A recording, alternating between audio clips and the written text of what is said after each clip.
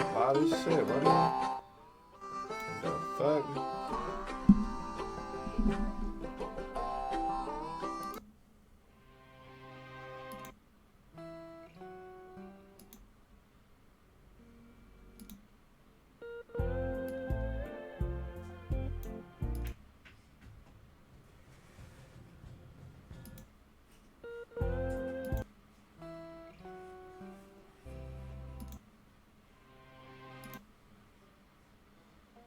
Why is this? Okay, yeah, I'm gonna ride with this real quick. Hey, hey, hey.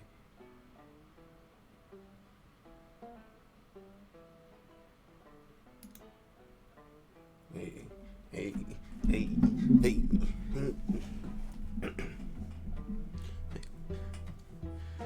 Alright, so what we doing today is motherfucking some roleplay with Chat GPT.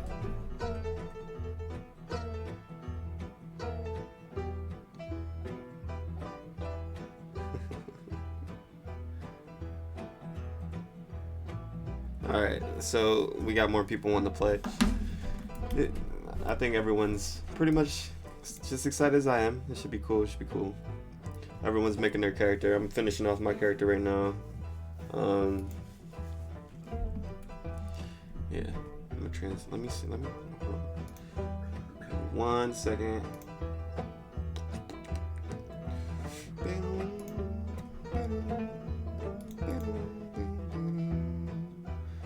Alright. Let me transition over.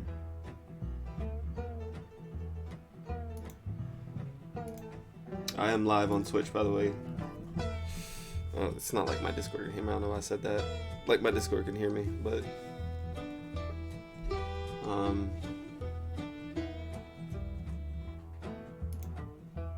real quick. Oh, did I really do that? Okay, it's still there.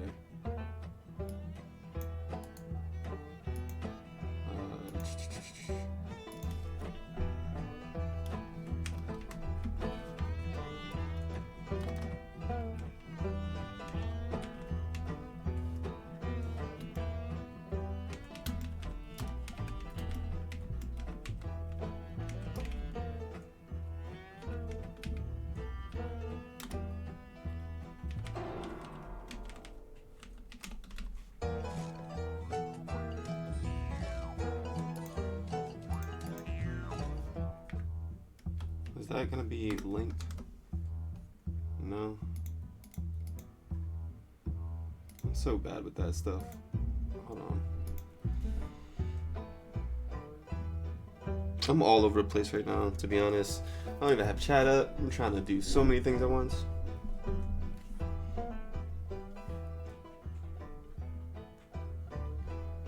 Alright.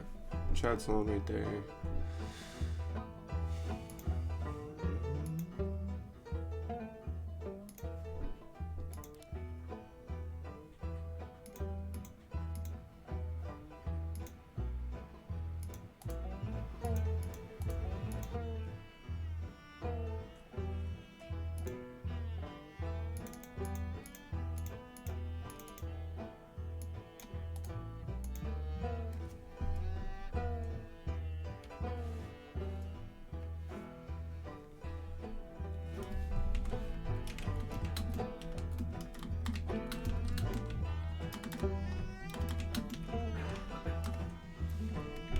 Alright.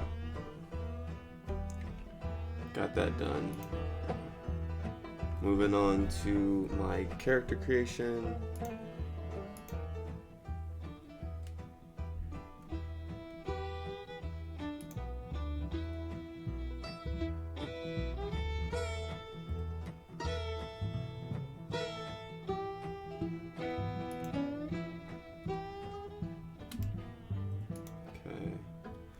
Gotta make my horse. What horse should I have?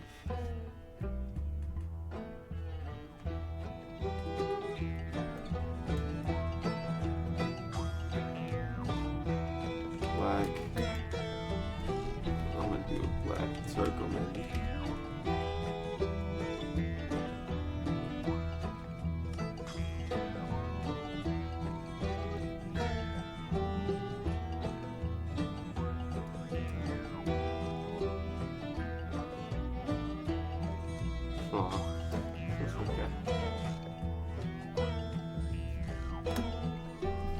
I'm not gonna get too detailed with my character. What's up, Gabe? How's it going, bro? We're playing some Red Dead roleplay if you want to join, bro. In the Discord, want to create your character and get in there. It's gonna be fun. It's gonna be fun. So here, let me switch over. Let me show you what we got.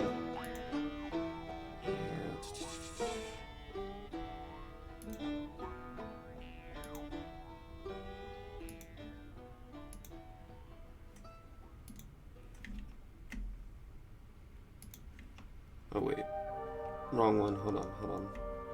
Wrong scene. Is that it? Did I do it? Hold on, give me 1 second.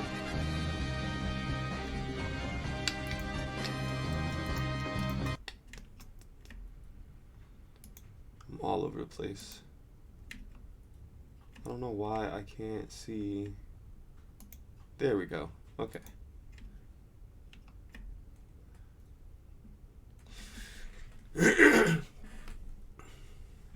How does it work? Well, I'm going to show you how this works. I'm going to show you. I'm getting everyone to set it up right now.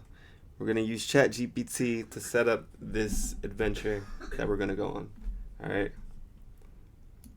Now, I've tried this with my lady, right? Where we pretty much went on a... Look, I'm going to show you right now.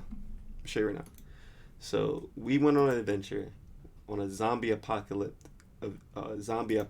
adventure. This is how it started. This Chat GPT bot, right? I typed in, I said, let's create a zombie apocalyptic hypothetical situation where me and my lady discover that the world is infected with zombies. Give us some random scenarios in which we have to make choices to survive, right? So, this is what the chat bot responded with. These options right here. Okay? Go ahead and take a second to read that. Out of all these scenarios, me and her looked at number 4 and thought it was interesting. It says, you and your lady are driving down the highway when you see a woman waving for help on the side of the road. She looks injured and scared, but you are not sure if she's really in trouble or if it's a trap set by zombies. Do you stop and offer assistance or do you keep driving? So me and my lady looked at each other. We was like, what? You know what I'm saying? We start thinking about it like, oh shit, like what would we actually do if it was like for real, a real situation? And like she said, well, if it was like nighttime, probably just keep driving. But if it was daytime and you could see around that there's no zombies or no trouble, we probably slow down at least. At least roll down a window, see if she's alright, right? So we asked the bot, is this scenario in number 4, is it day or nighttime? It responded, I apologize for not specifying that detail in scenario number 4. Let's say it's daytime and the sun is shining bright. So I said, all right, bet. We'll see what's up with it.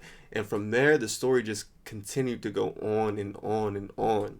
Like, we ended up saving this woman, found out her arm was infected, motherfucking amputated her arm, saved her from turning into a zombie. Now she rides with us and shit. Now we on the road to some town trying to get supplies. It's crazy. So I figured, yo, it'd be a lit idea to create a Red Dead Redemption story and have everybody in Discord join in when they want. And we could go on an adventure and just do anything. So that's what we're doing today. Gonna try it out.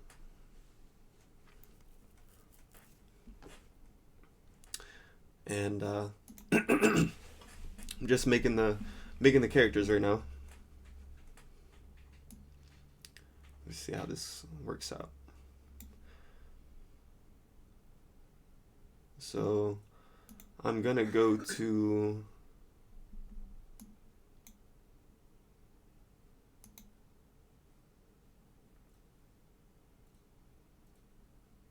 all right, let me see.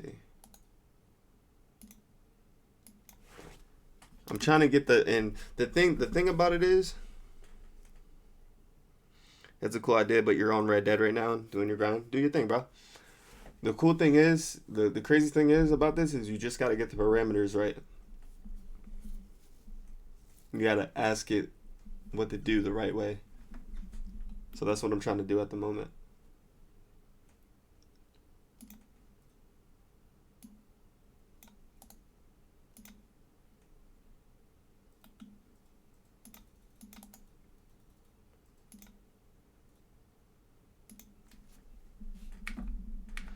All right, create a hypothetical situation involving 4 people. It's like speaking to Jarvis from Iron Man. That's pretty much what this thing is. It's crazy. It's really cool. This thing is designed, excuse me. This thing is designed to do so much more, but right now I'm just using it to create a fun adventure for us.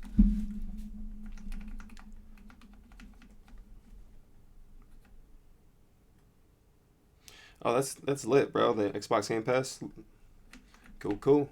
That thing comes in handy, bro. I've been playing a lot of, well, not a lot, but I've been playing Halo recently. Getting my groove back, bro. It's my game right there. Let that draw.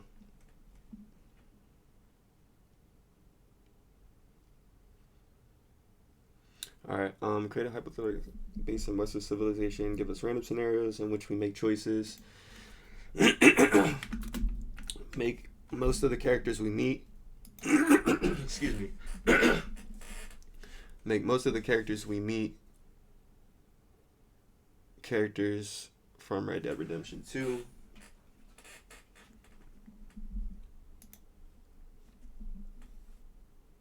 Boom. All right.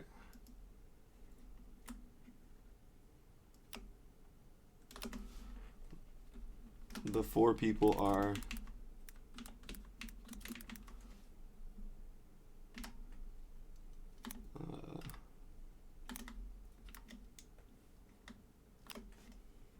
alright, then I'm just gonna copy and paste out character things from the Discord.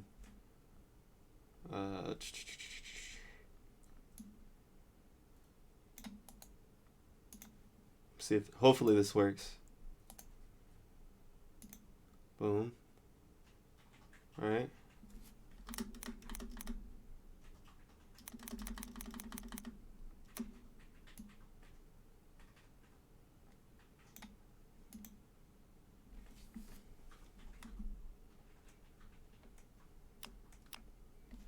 Okay.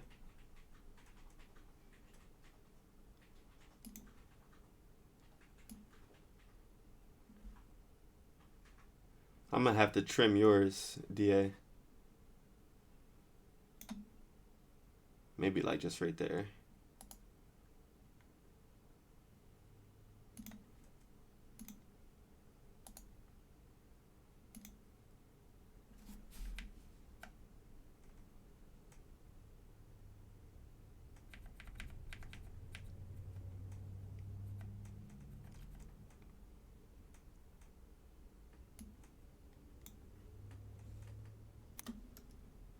Okay.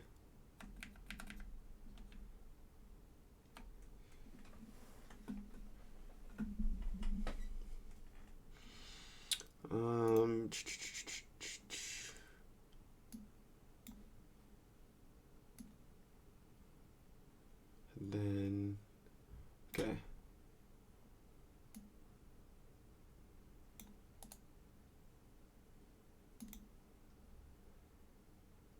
Dr. Abigail Lady.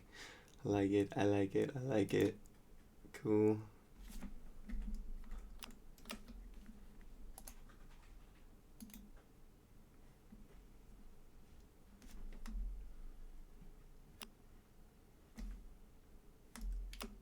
And then last but not least, me. Hopefully this works. I don't I don't see why I wouldn't. Okay. Let's cross our fingers. Ugh.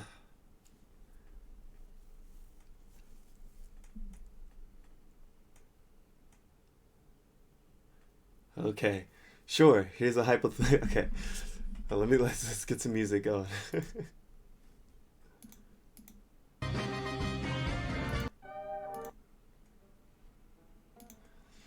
All right. Let me get a drink. Get my reading voice ready.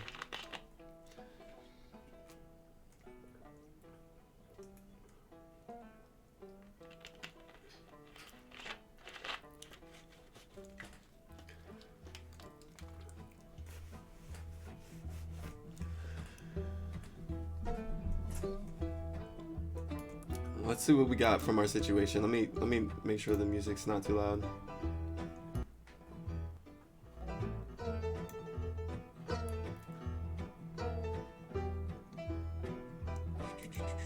How's that, chat? Is that too loud, or should I turn it down a little bit? Like that, maybe. All right. All right, what do we got? So, Pauline O'Malley, Michael Adams, Dr. Abigail Lady, and Big Mo are on a cattle drive across the rugged terrain of the Wild West. They have to make choices to keep the herd safe and make it to their destination. Scenario 1. The group comes across a steep and treacherous mountain pass. They have to decide whether to take the cattle through the pass or find another route. Pauline suggests taking the cattle through the pass, as it's the quickest and most direct route. Michael agrees, but Dr. Abigail and Big Mo thinks it's too risky and suggests finding another route. After some discussion, the group decides to find another route to avoid any unnecessary danger. Scenario 2. Okay, alright, bet. These are scenarios. So, out of these scenarios, chat, vote on which one you guys would want to take.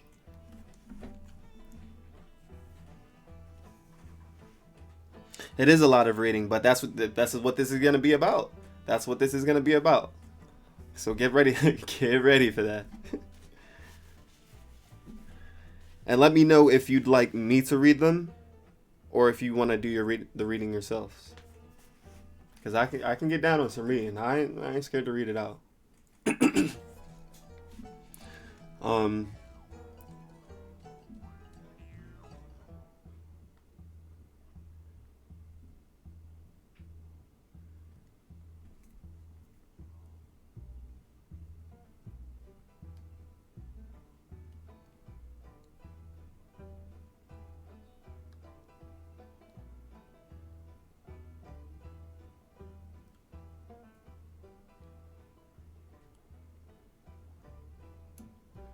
Hold on, did I get this parameters right? Give me 1 second, y'all. Give me 1 second, chat.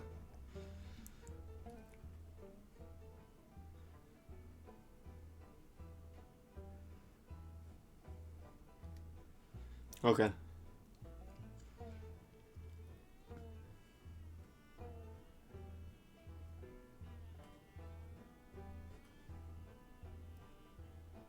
I'm liking the one with the thieves. The group encounters a band of thieves who demand a toll to let the cattle through their territory. They have to decide whether to pay the toll or fight the thieves. I like that one.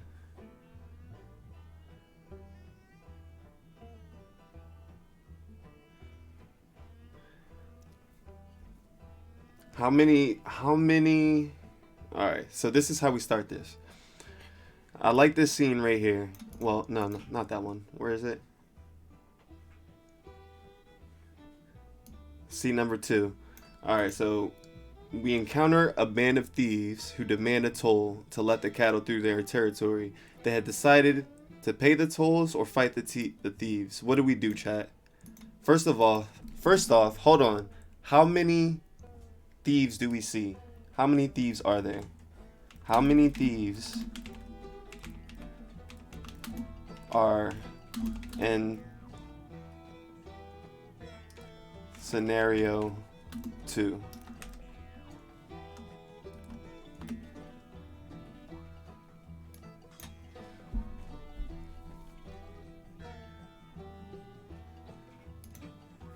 Okay, see, this is where I'm gonna have to fine-tune GPT. That is really loud in my ears. Let me just turn that down a little bit.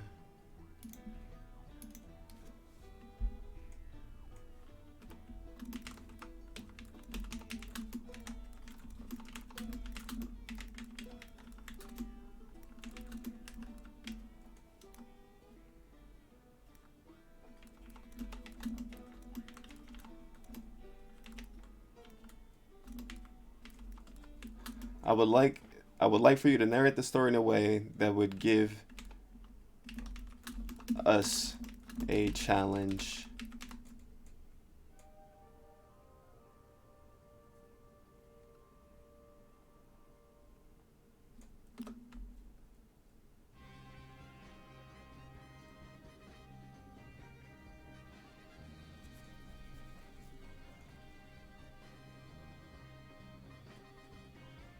Let's just see how this plays out. That's true. That's a very good question. That was a very, very good insight, May. By the way.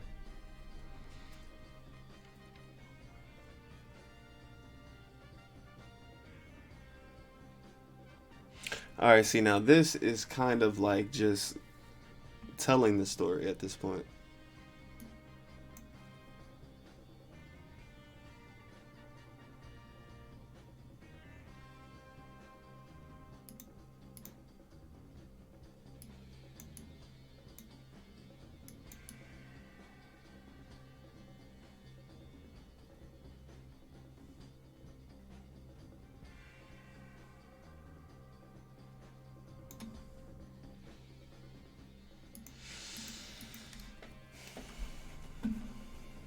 Let me think this out real quick.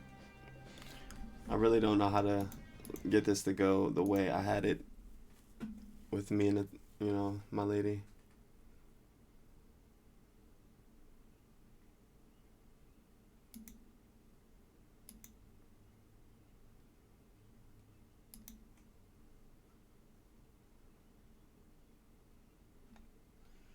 I'm gonna redo it. I'm gonna reset.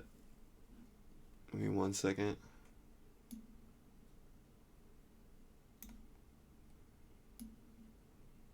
I just need to get the parameters right. That's all I gotta do.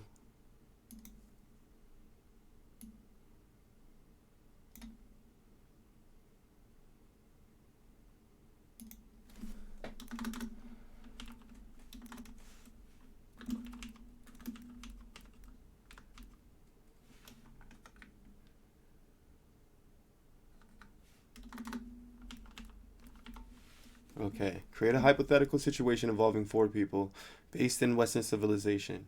Give the people random scenarios in which they make. Give the people.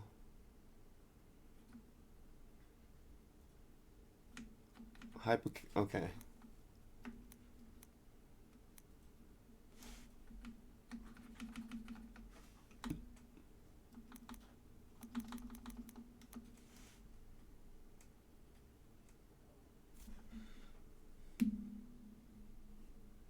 I got this, y'all. Let me cook. Make most of meat. Okay. Let's try it this way. Actually.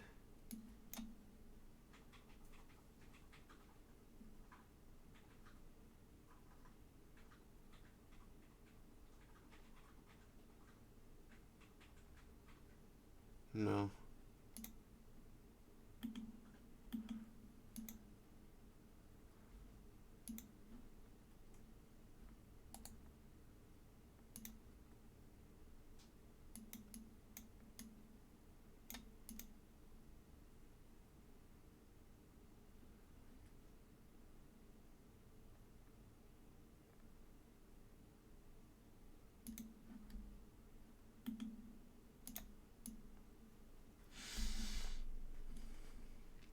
It's tricky, but I'm telling y'all, once it starts flowing, what just happened?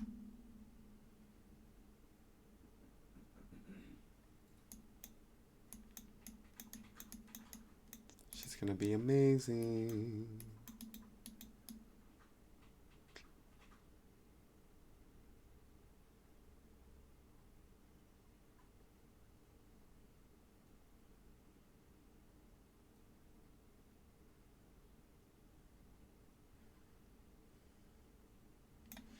All right.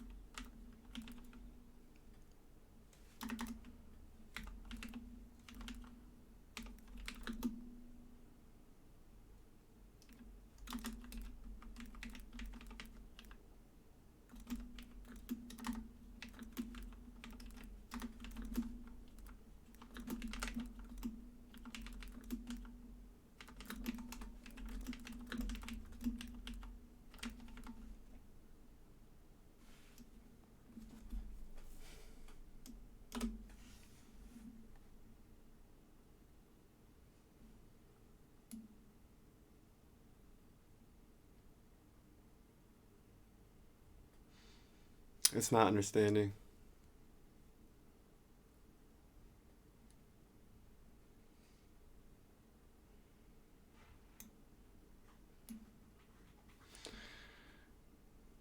Remember to specify the time period? I did, didn't I? I did.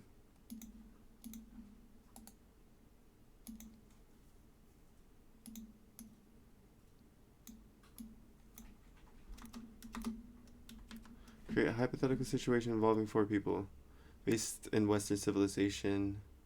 Ah, right. Based in Western civilization. Okay. 4 people living in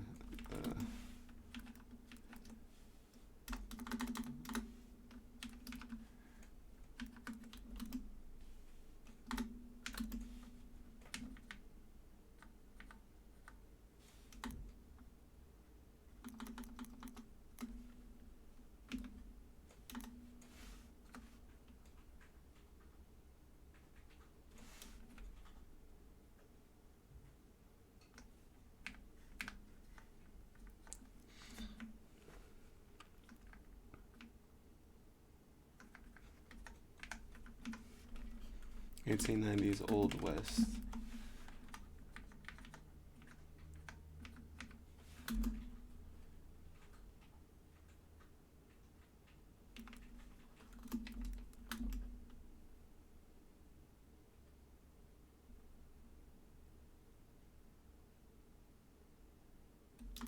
Okay, let's try it like this.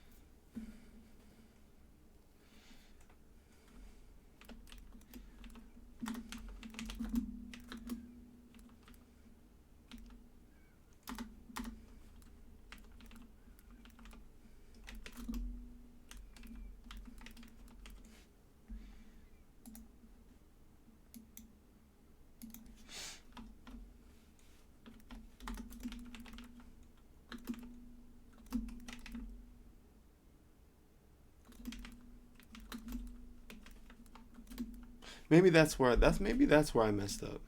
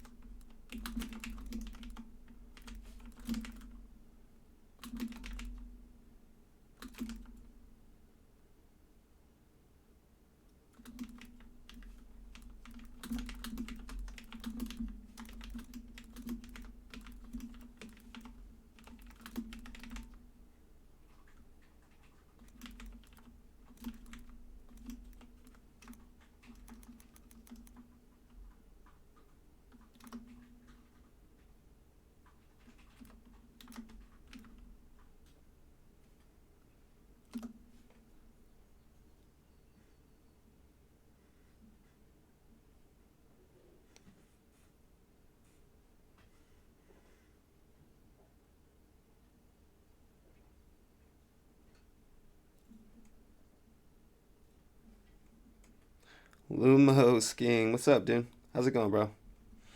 We're trying to make a role-playing game here with Chat GPT.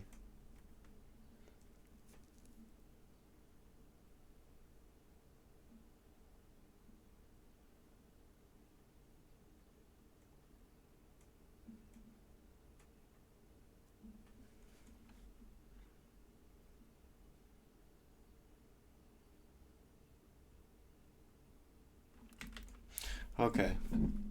I'm getting somewhere with this, but like I need the AI to understand that I want it to be all right, how would I tell it I'm doing good. Trying to make this game. How would I tell it to make it so that every situation we have to decide is based off our decision?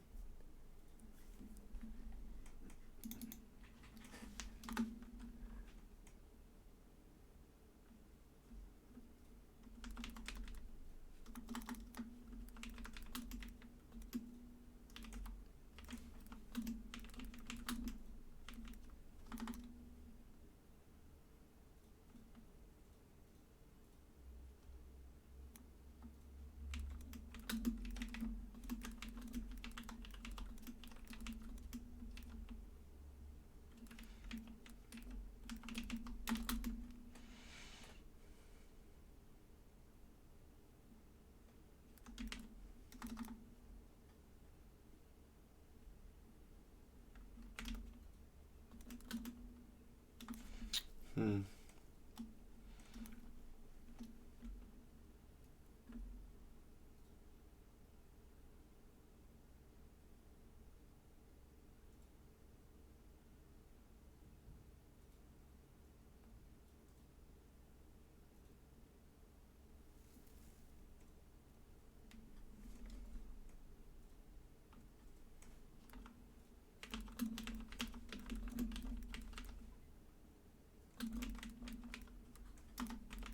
I wonder if I can just be as direct like this. You should stop earlier in the story to give players time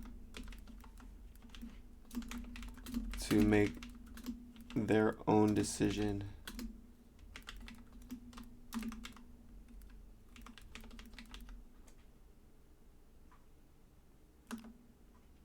Maybe if I spell it right, huh? You're right. As a role-playing game, it's important to give players the freedom to make their own decisions. Here's a revised version. You're the shit, AI. You and three people, right, are traveling through the Old West together. As you journey through the countryside, you spot a group of bandits up ahead. The bandits see you and demand that you hand over all your valuables. You have a few options. Give in to the demands, hope they don't harm you. Try to negotiate with them. Right.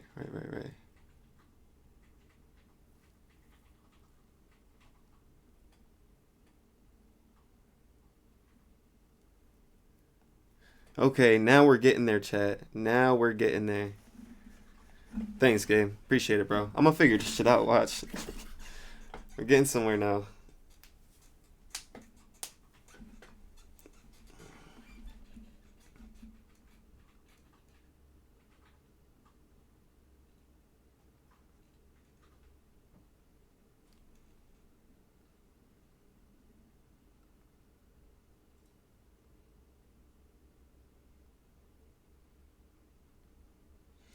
All right.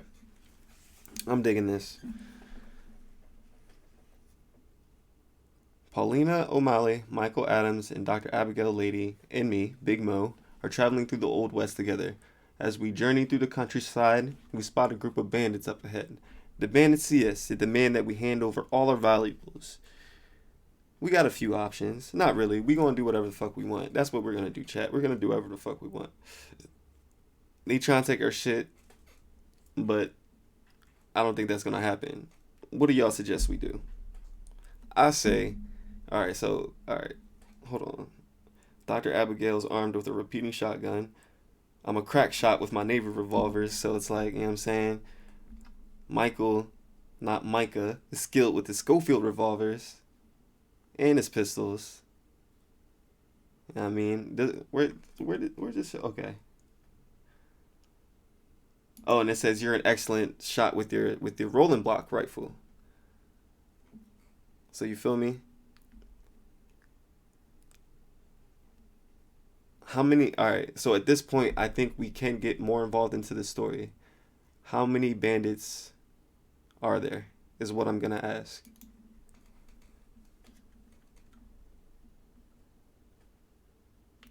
So I'm gonna say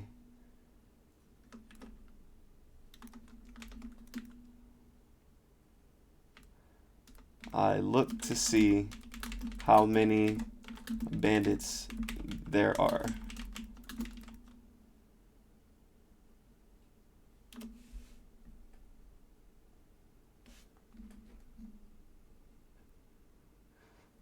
As we approach the group of bandits, we see about 10 of them, all armed and dangerous looking.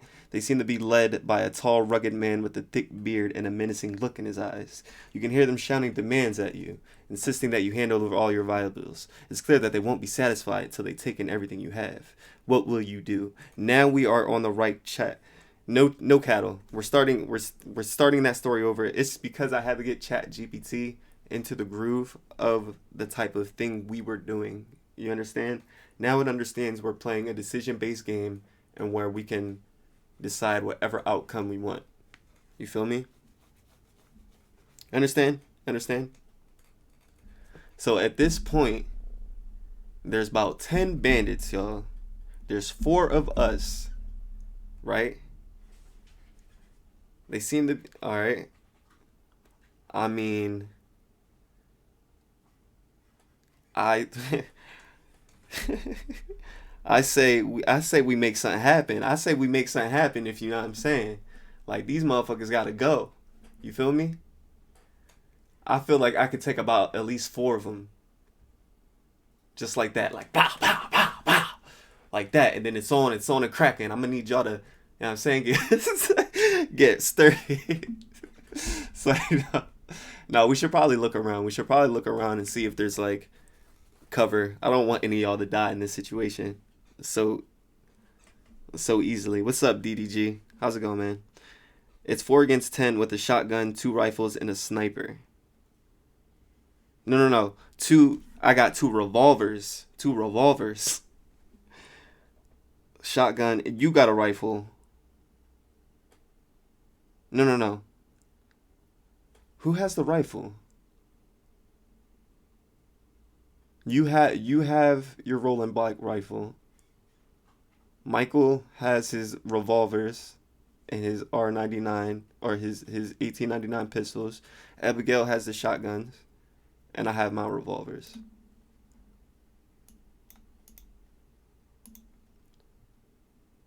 I think we need to go. I actually think we need to hightail it. We don't need to fight them. We don't really need to fight them. I think we start looking for a way, an escape route. Maybe lead them into a choke point.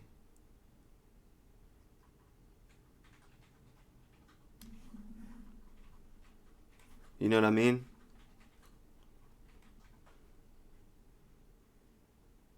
You don't think we can? Yeah, but I don't think we could take them on that easily either.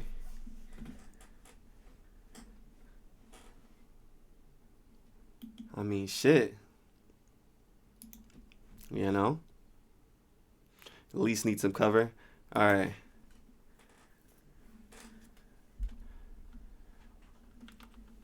Alright. I'm gonna say the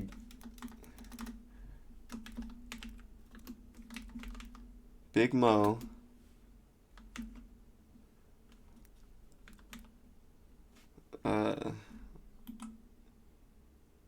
Pauline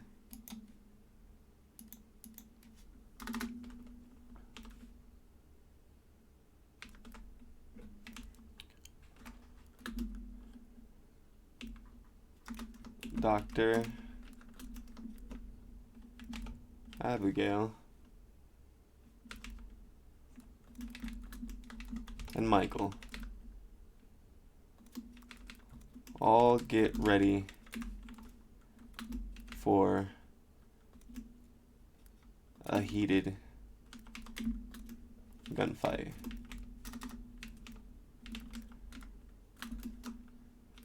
They look around.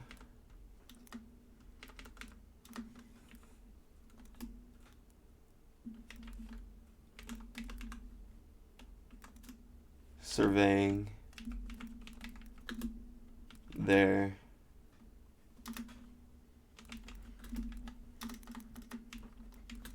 battlefield.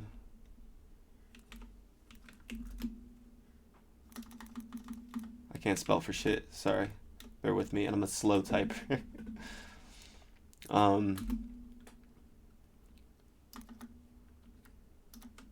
Looking for the closest cover, right?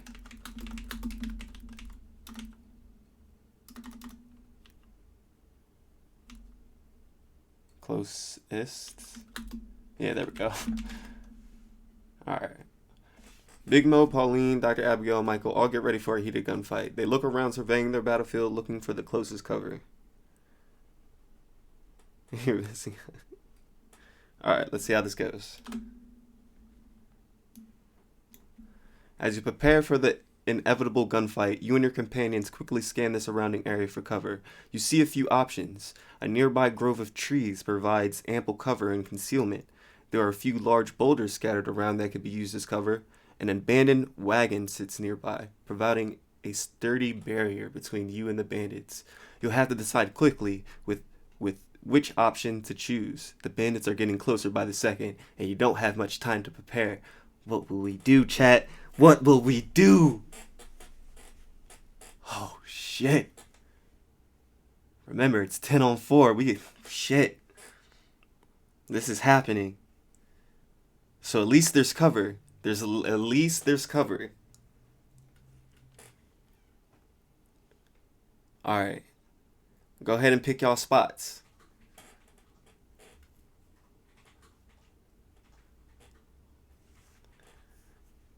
That's just crazy, chat. Hold on, let me see if I can bring y'all up here.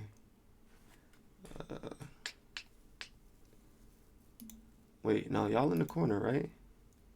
Or do I not have y'all? Oh no, y'all up there. Alright, cool.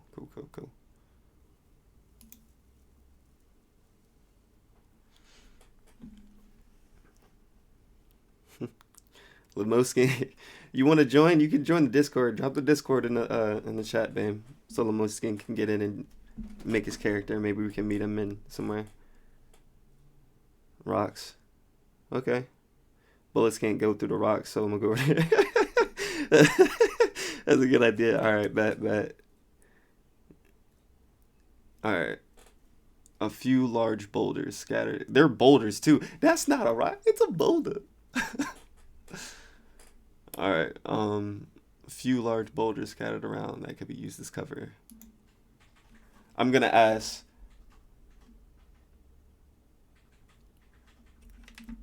Can the boulder cover all 4 of us?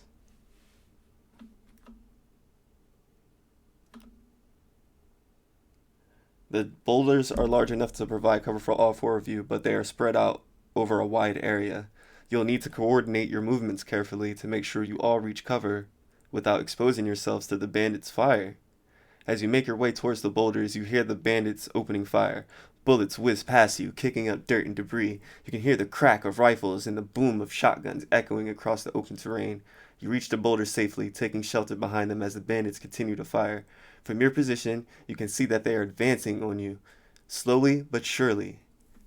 What do we do, chat? We start bussing, right? We start bussing. It's fucking go time at this point.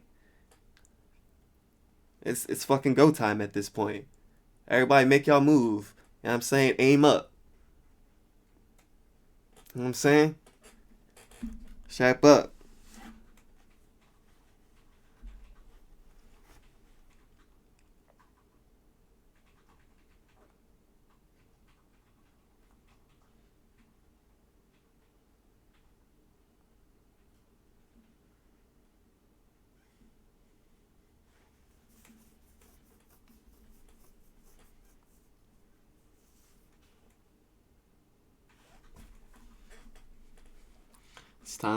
It's time.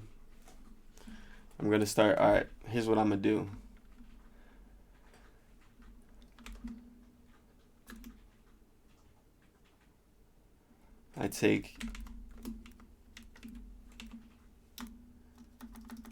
I come out from cover.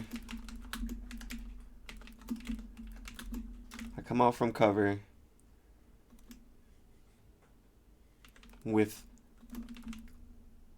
the most intense focus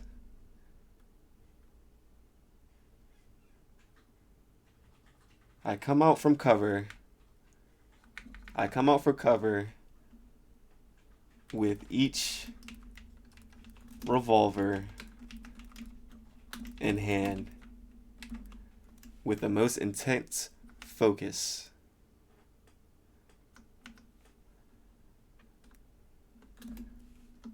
Shooting the bandits with precision.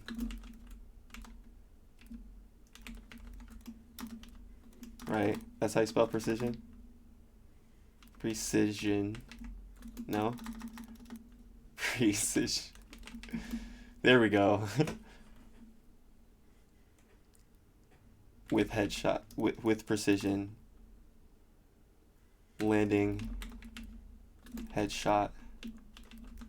After. Headshot. Alright. Okay. Paulina takes out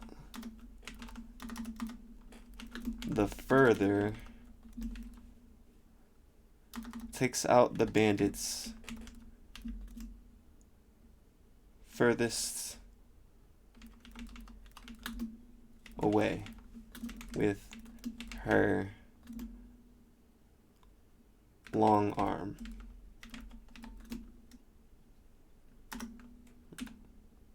Okay. I just have a shotgun. Gotta be kind of close to them. Okay. Dr. Abigail. Oh, this is lit. How to spell... I forgot how to spell your name. Abby. Okay, I got it. Abigail. Right? Yeah. Takes out any bandit that dares get close with her shotgun.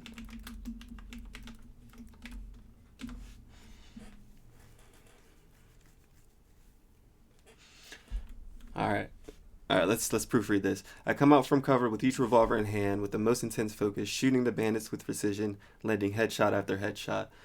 Pauline takes out the bandits furthest away with her long arm, while Dr. Abigail takes out any bandit that dares get close with her shotgun. As you step out from behind the boulders, you draw your revolvers and begin firing with deadly accuracy. Your shots ring out like thunder, each one finding its mark with deadly precision. Bandits fall left and right, unable to withstand the onslaught. Meanwhile, Pauline takes up position behind a nearby tree and begins firing with her long arm. Her shots ring out with a sharp crack, taking out the bandits furthest away with deadly accuracy. Dr. Abigail, on the other hand, is a force to be reckoned with. Up close, she wields her shotgun with deadly precision, taking out any bandit that dares to get close. Her shots are devastating, tearing through flesh and bone with brutal efficiency. Despite the overwhelming odds, you and your companions fight bravely, taking down bandit after bandit with deadly accuracy. The fight's intense, with bullets flying in every direction, but you remain focused, determined to emerge victorious. As the last of the bandits fall, you let out a sigh of relief. The danger has passed, but you know that there are still more challenges to come in this unforgiving world of the Old West. Let's go! Let's fucking go, chat! Let's go.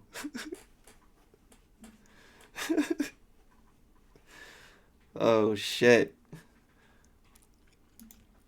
Alright. Holy shit. I say.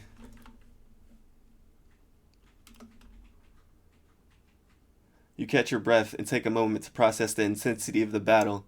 The adrenaline is still pumping through your veins and you can feel your heart racing in your chest. Holy shit, you say, echoing the thoughts of your companions. That was intense. Pauline nods in agreement, a look of awe on her face. You guys were incredible, she says. I've never seen shooting like that before. Dr. Abigail chuckles, reloading her shotgun. We make a pretty good team, she says, but we can't let our guard down. There's still plenty of dangers out here in the Old West. You all take a moment to catch your breath and gather your wits. The battlefield is littered with the bodies of the fallen bandits, a testament to your deadly accuracy and unwavering courage. As you stand there surveying the aftermath of the battle, you know that this is just the beginning of your journey. Alright. Bet. What should we do now? Should we loot? We gotta loot. Bet. We begin to loot the bandits.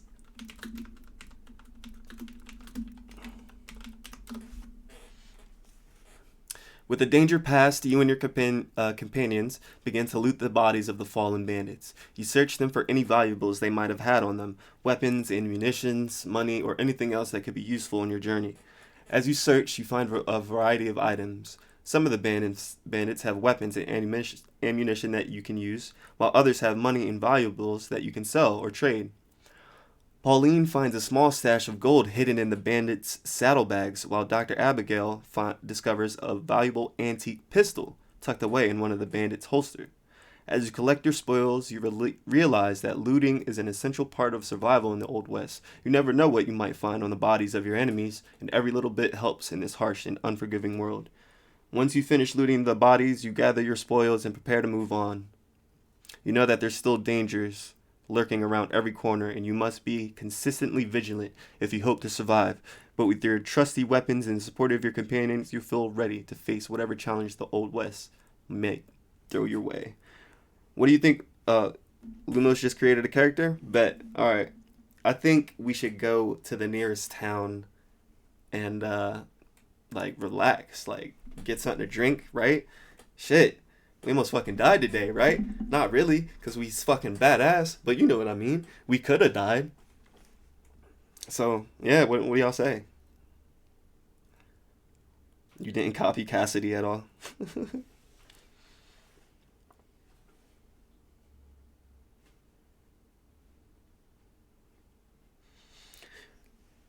Alright, let's roll out.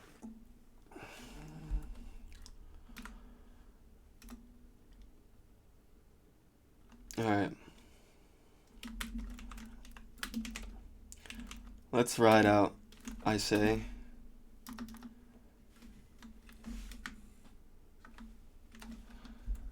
Let's ride out, I say, as I whistle for my horse and my gang does the same for theirs. Let's find the nearest town.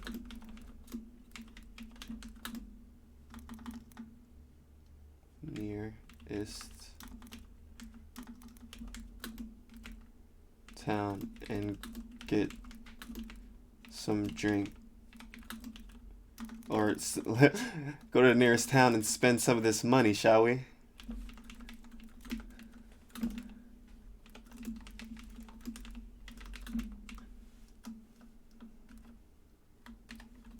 I say. We could get rations and stuff. Good plan, man, good plan. Your gang agrees with your plan, and you all mount your horses and ride out towards the nearest town. The sun is beginning to set, casting an orange glow across the sky as you make your way through the rugged terrain. As you ride, you discuss your plans for the future. You talk about the money you just acquired and how you plan to spend it. Some suggest investing it in new weapons and equipment, while others propose buying provisions for your journey. May. As you approach the town, you can see the buildings and streets coming into view. You can hear the sounds of people and animals, and the smell of freshly cooked food wafts through the air. You enter the town and dismount your horses, tying them up outside in a local saloon. You and companions walk inside, taking in the sights and sounds of the bustling establishment. You sit down at a table and order drinks and food, celebrating your recent victory over the bandits.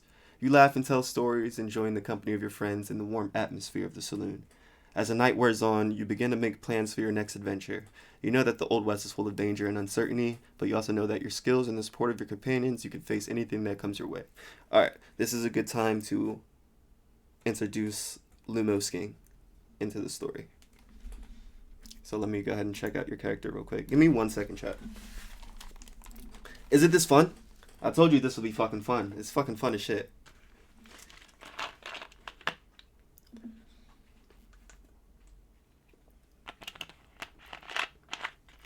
Give me 1 second. So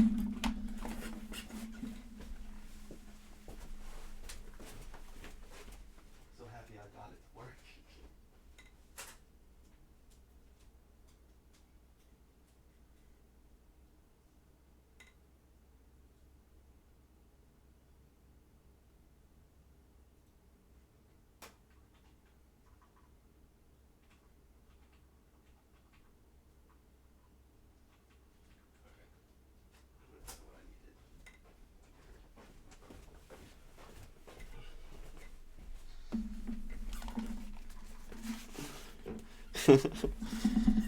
That's cool. Alright, so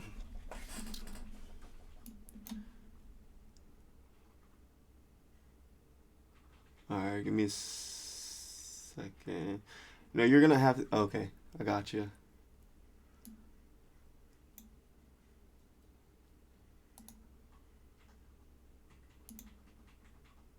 Let me see how I'm gonna introduce this here.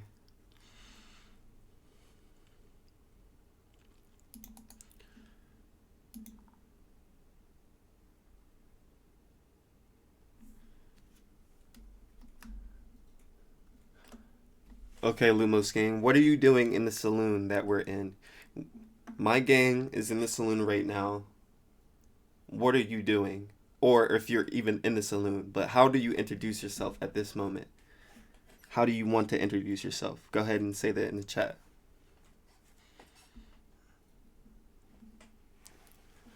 Jesse McCree.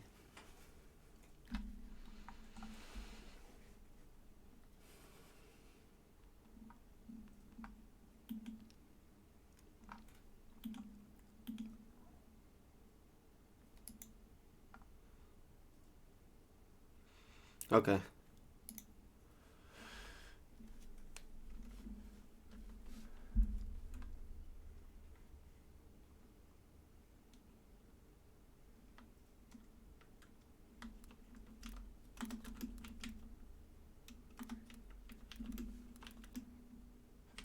He hears us talking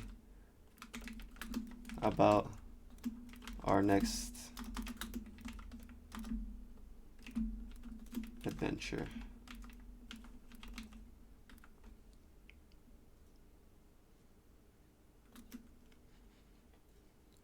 He hears us talking about our next adventure and decides to introduce himself.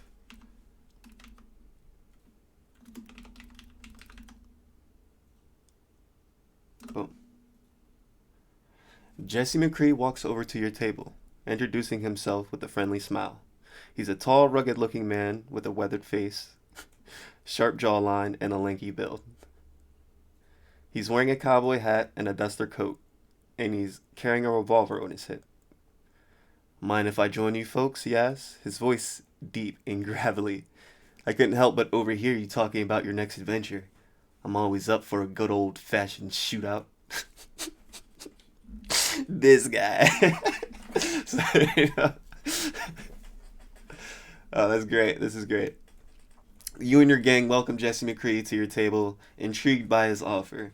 You ask him about his past and his experiences in the Old West. He tells you that he's a former member of a gang of outlaws, but he's left them when he realized that they were becoming too violent and ruthless.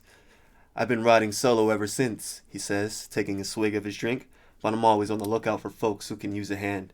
And from the looks of it, you folks could use someone like me on your team. You and your gang consider Jesse's offer, impressed by his confidence and his reputation as a skilled gunman.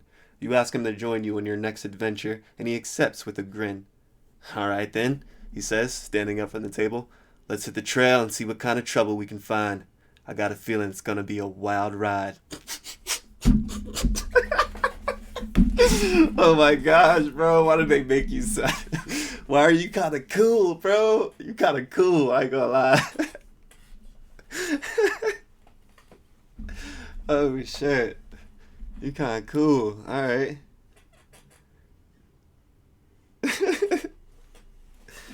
All right. Cool. Cool. Cool. All right. Jason McCree has joined the party. All right. So it's like it's still nighttime if I'm not mistaken, right? We should probably find some like an inn or something like.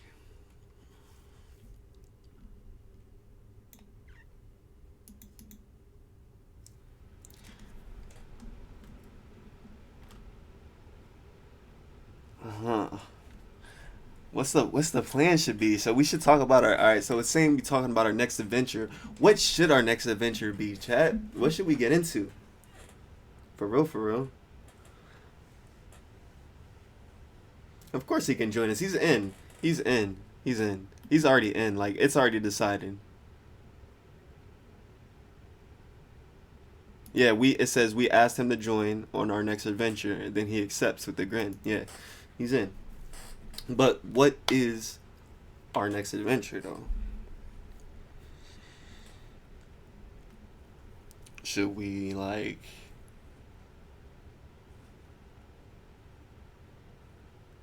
at this point of the story, can we like start getting involved with some of the characters from Red Dead?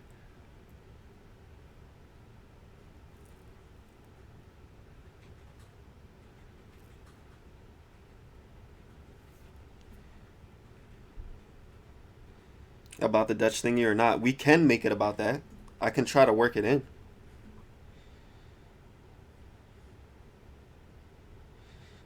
You want to ride southwest? We can go southwest. I want to. All right. I think that should be up for me to decide, right? If like Dutch should be in the story. I mean, it could be up to all of us, to be honest. But like, it's just how it's. You know what I mean? It's how do we work it in to the story? That's all.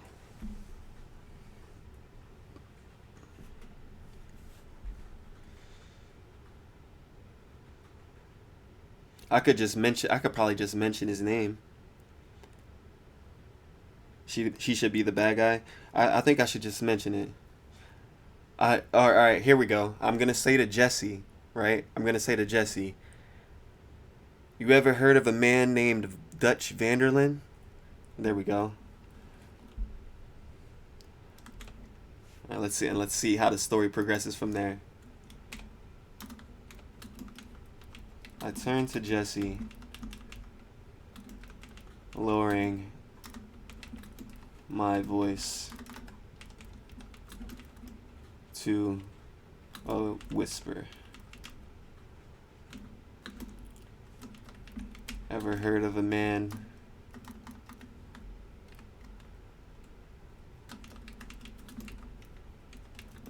named Dutch Vanderlyn? How to spell his name, chat?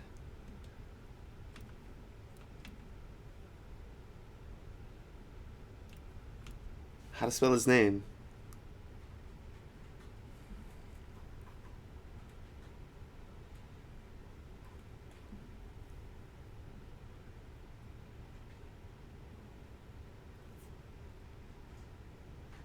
No, no one gonna help me. Okay, Vander. Oh, I did get it right. L-I-N-D. Bet. Cool.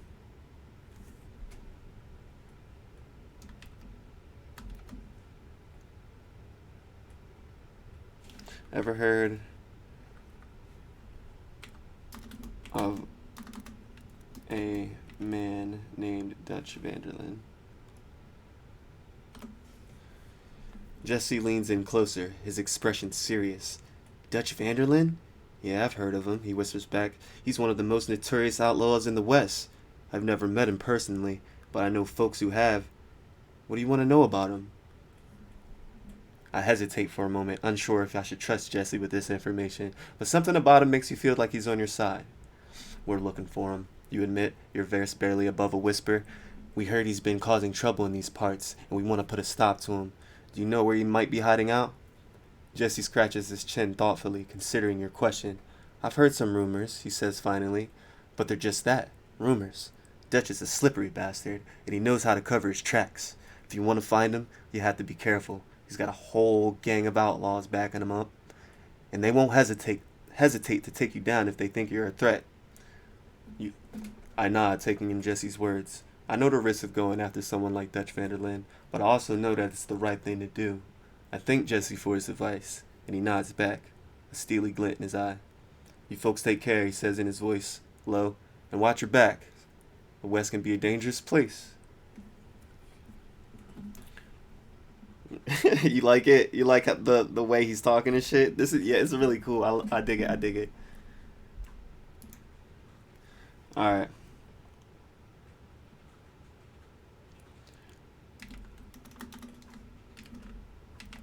Not so fast, cowpoke.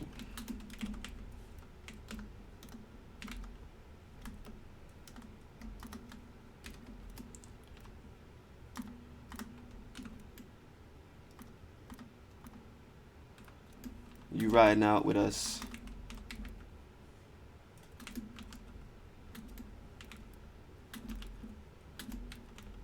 First thing tomorrow morning.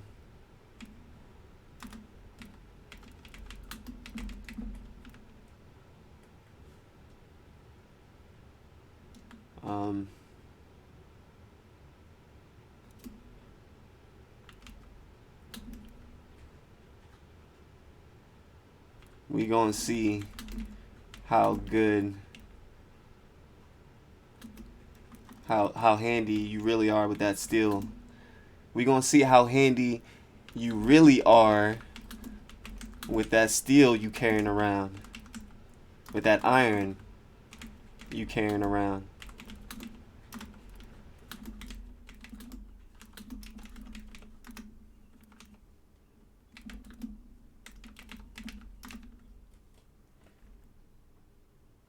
Don't shorten words. The AI is gonna confuse. What words? What did I shorten?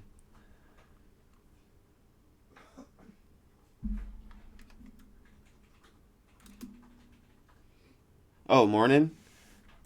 No, it's fine. It gets the accent, and it's in quotation marks. It's gotta know. It's giving me these slang words. It's gotta know I'm giving it slang words back. It's gonna learn. It's gonna learn. Or everything. Okay. We gonna see how handy you really are.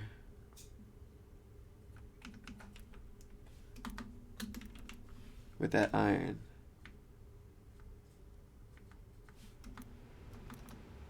With that iron. You carrying around. Alright.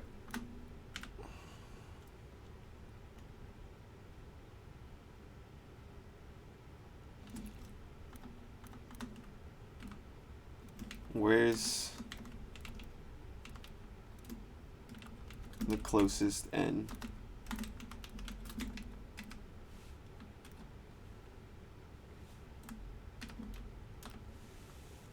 Jesse nods in agreement. Sounds fair to me. Nearest end is just a couple miles down the road. I'll lead the way. The group rides towards the end, chatting along the way about their past adventures and experiences. As they arrive, they tie up their horses and walk into the end. The end, you know what? Let me put some music on. I keep forgetting about that. I don't know if y'all want some music or not. And let me know if it's too loud or if it's too low. Because I don't know what you guys hear that. You can't really hear it. How about that? You're doing a hard fishing session in Sea of Thieves? Okay. Alright, that's good. Alright, cool. Alright, so where are we at? The group ride towards the end, chatting along the way about their past adventures and experience as they arrive. They tie up the horses and walk into the inn. The inn is dimly lit, with a few patrons scattered around the room. The bartender greets them with a nod and asks what they like to drink. The group orders a round of whiskey and takes a table in the corner. As they drink and talk, Jesse shows off his shooting skills, impressing everyone at the table. The group decides to make him a permanent member of the gang, and they begin to plan their next adventure together. Bet. Alright.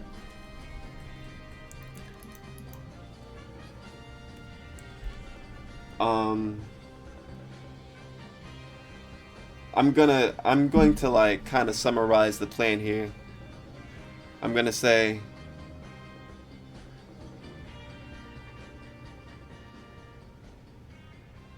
the group sits and talks for a while. Here, let's look like this. The group sits and talks for a while about their plan to find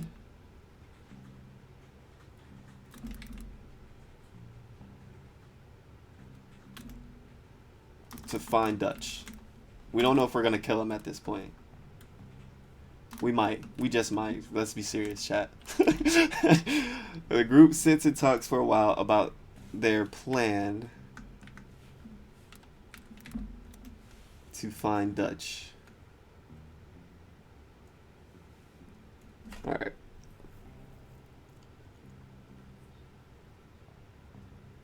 He shows, while we're drinking in the saloon, he shows off his shooting.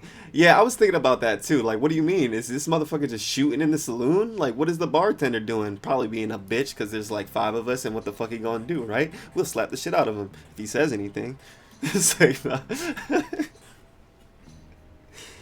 Just picture him casually shooting tricks out of people saying, "Pachoo! Pachoo!" Alright, the group sits and talks for a while about their plan to find Dutch. As this group discusses their plan to find Dutch, they realize they need more information about his whereabouts. They decide to gather intel about asking around in nearby towns and looking for clues. Jesse suggests that they start by visiting a saloon in a town he's familiar with, where he's heard rumors of Dutch being spotted. He offers to lead the way and help them navigate through the rough terrain. The group agrees to Jesse's plan and sets off early the next morning.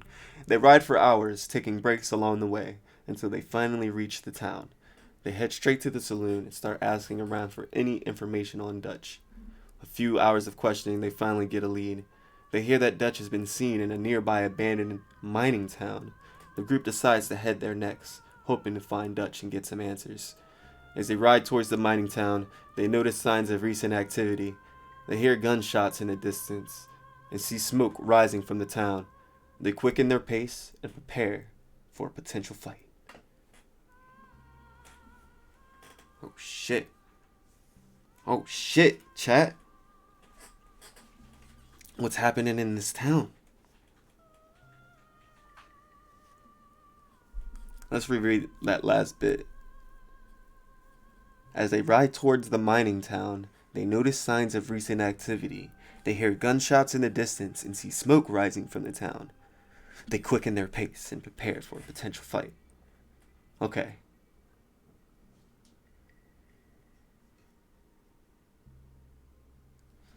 Okay. I'm gonna say we arrive in the town.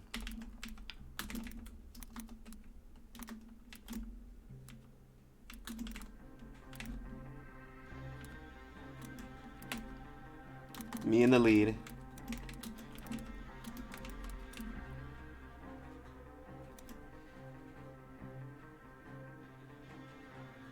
Me in the lead. We arrive in the town, me in the lead. As a group rides into the mining town, they see that it's in chaos. The buildings are on fire, and there are dead bodies strewn across the streets. Gunshots ring out, and they hear screams in the distance. Pauline, being in the lead... Okay, I'll fix it later. Pauline, being in the lead, quickly scans the area for threats and sees a group of armed men. Hold on.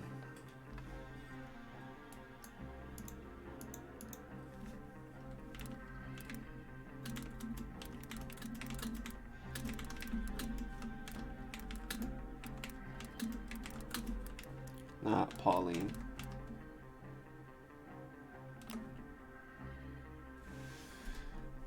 Okay, it's gonna rephrase it. It got it.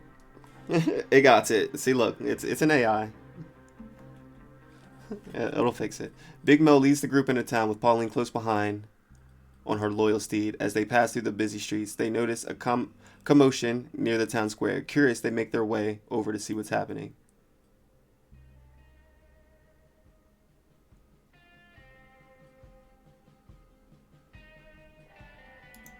Alright, hold on. Let's read this first.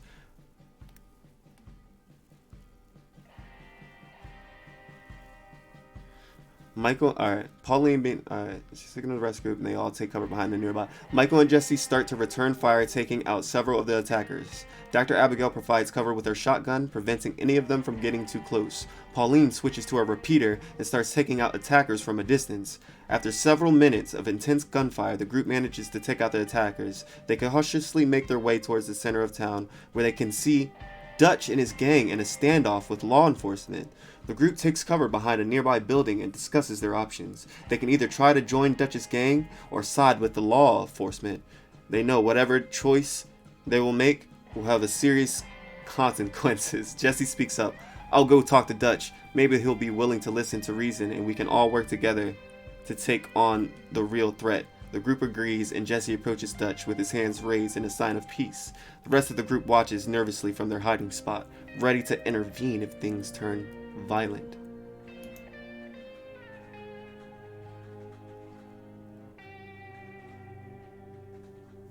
Okay. Hopefully I didn't mess up the story when I switched it.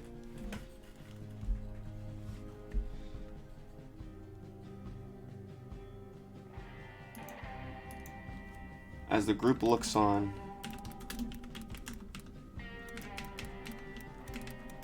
what happens?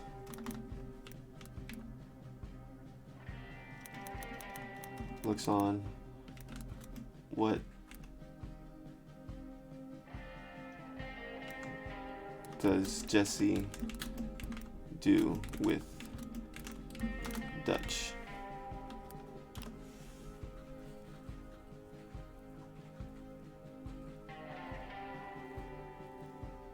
Okay, hold on. What happened?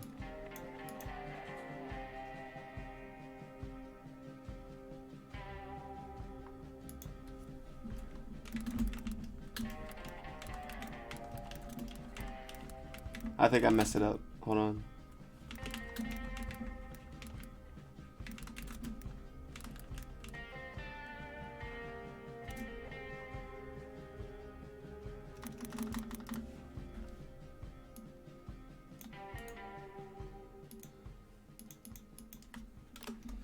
We can fix this. We can fix it.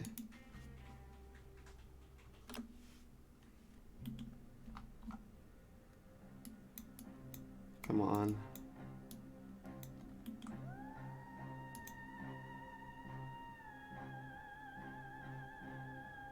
Okay, we got it. We're back on track. We're back on track, chat.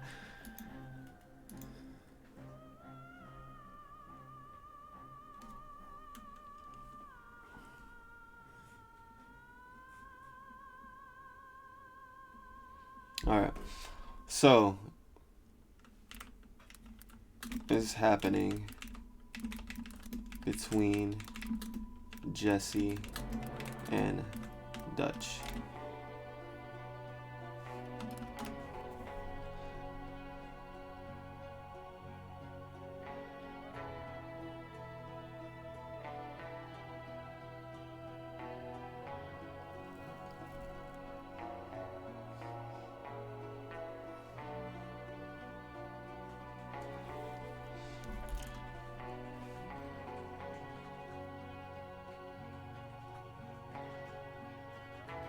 Alright. Let's say you're speaking to Dutch, Jesse. What do you say to him? Let's just say you say, "Hey, Dutch," says Jesse.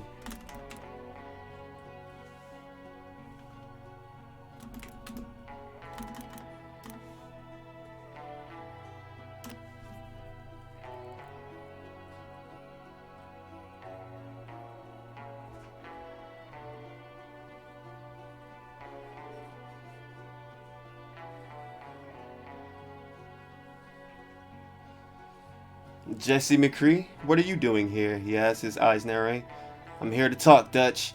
Jesse replies calmly. I know we had our differences in the past, but we've both known there's a bigger threat out there now. Something that threatens us all. I think it's time we put aside our past and work together. Dutch studies Jess for a moment, his expression unreadable. And why should I trust you? He asks, his hand hovering over near his revolver.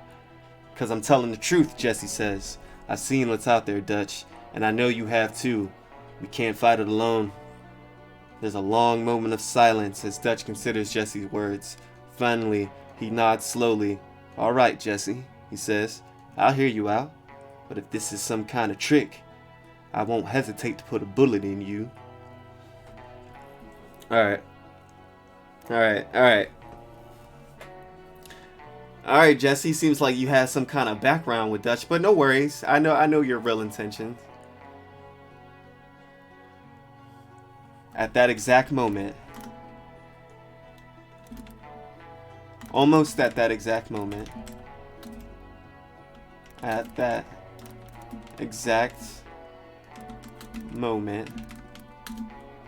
Big Mo bursts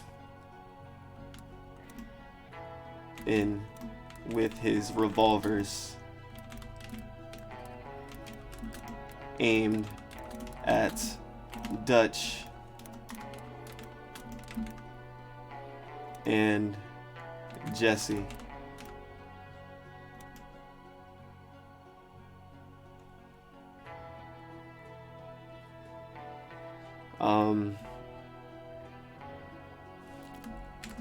Finally caught up to you. Finally caught up to you, Dutch.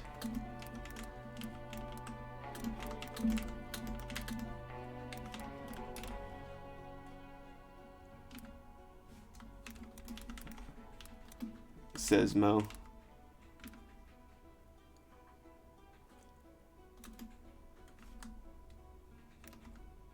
Thought you could run forever?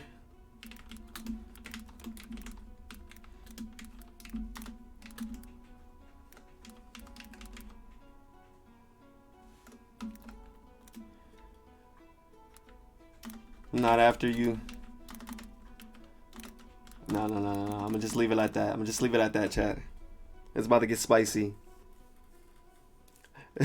Am I writing the Red Dead Redemption story? No, I'm not. I'm writing our own alternate story with us in it, with Dutch as the bad guy.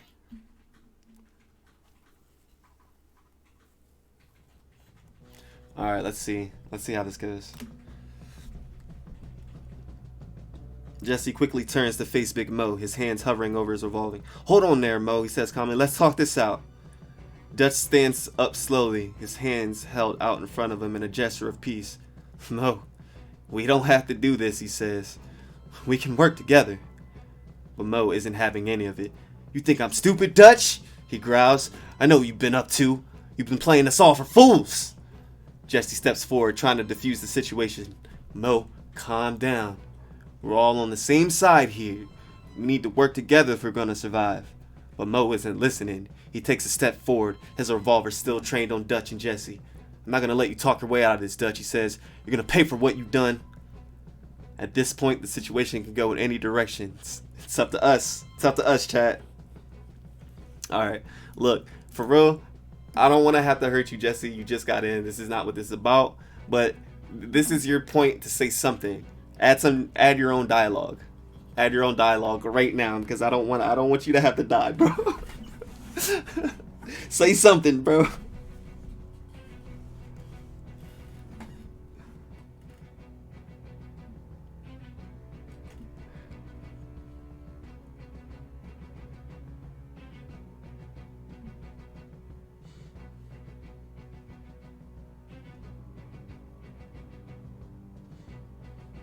We don't have to end it right here.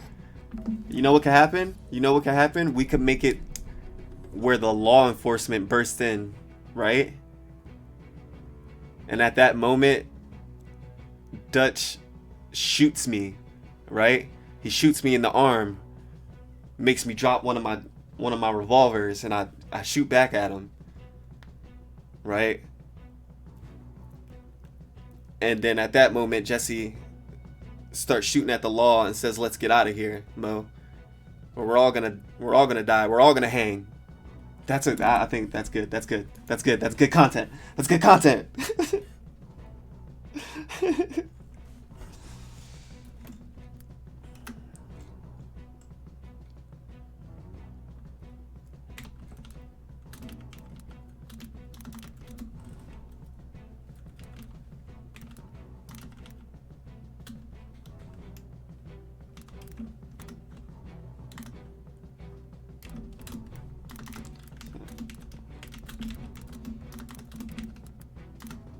Commotion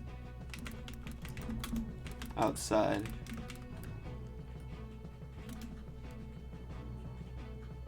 And then suddenly, law enforcement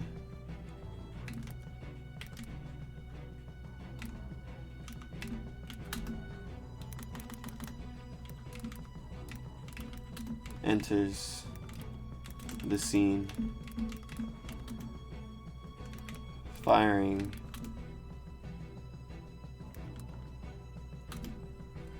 at all three of them.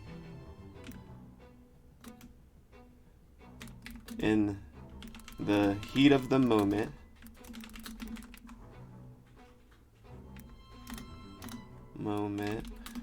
Dutch shoots Big Mo in the arm, causing him to drop one of his revolvers. Jesse, still a bit shaken from Mo's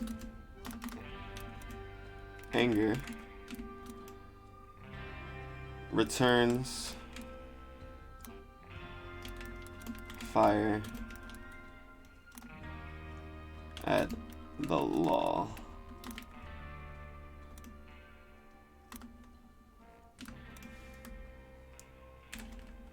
We gotta get out of here, Mo.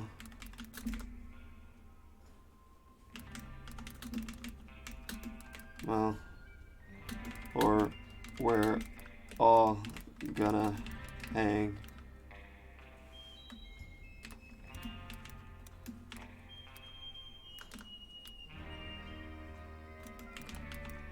His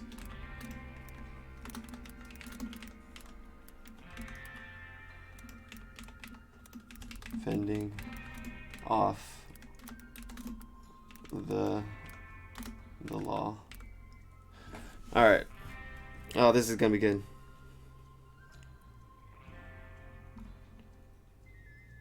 It gets quiet except for the commotion outside. Then suddenly law enforcement enters the scene, firing at all three of them. In the heat of the movement, Dutch shoots Big Mo in the arm, causing him to drop one of his revolver. Jesse, still a little bit shaken from Mo's anger, returns fire at the law. "We gotta get out of here, Mo, or we're all gonna hang," he yells with his back towards him, fending off the law. Mo grits his teeth, picks up his dropped revolver, and follows Jesse's lead. The three of them quickly make out their way out the exit of the building, taking down any law enforcement in their way. Once outside, they mount their horses and ride out of town as fast as they can. As they ride, the adrenaline begins to wear off, and the reality of what just happened sets in. Mo looks down at his injured arm and grunts in pain. "We need to find a doctor," he says. Jesse nods in agreement. "And we need to figure out our next move. Dutch may be out of the picture, but we're still wanted men."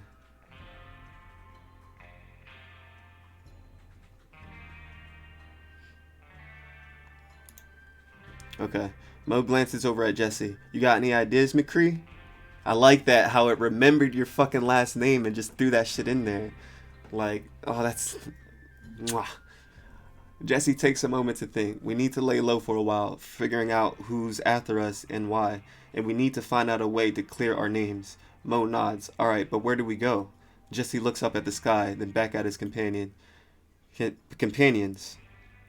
"I've got a contact in Mexico. He might be able to help us out." Mo raises an eyebrow. "Mexico? It's a long way from here." Jesse shrugs. It's the best lead we got right now. And besides, a change of scenery might do us some good. Mo grunts in agreement. Alright, let's do it. First, let's get this arm looked at. Wow. Wow. That was cool. That was fucking cool. Alright, I'm gonna take a quick break, y'all. Quick break. Alright, be right back. This is fucking fun. I'm gonna be in chat. Where are y'all? Y'all right now, we're somewhere in the city. Y'all taking care of yourself. Y'all grown-ass women. Y'all got it. We're gonna link up. We're gonna go back to town. You know what I'm saying? Easy money. Easy money. Michael's getting tagged along too. Let's just say y'all left him at the town because, like, he's not even in the chat right now. He's not even on the stream. Strong, independent woman. That's right. Y'all got it.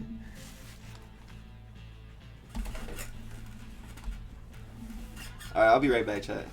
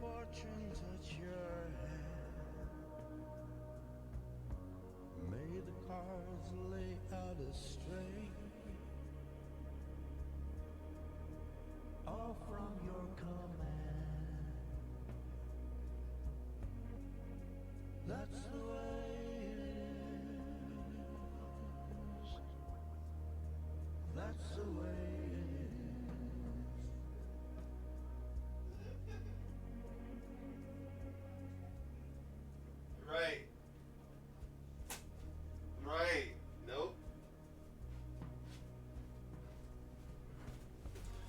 Alright, chat. I'm back. I'm sorry for the weeds. I can't even like do what I want because I'm so excited. I just want to get back to this. Alright. So, real quick. Alright, Mo nods, but where do we go? Go to Mexico. Alright. Let's do it, but first let's get this arm looked at. Alright.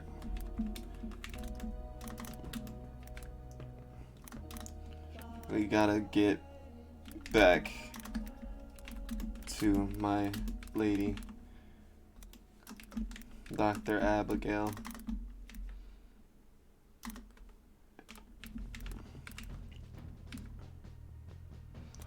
She'll be able to patch this up. Patch this up like new.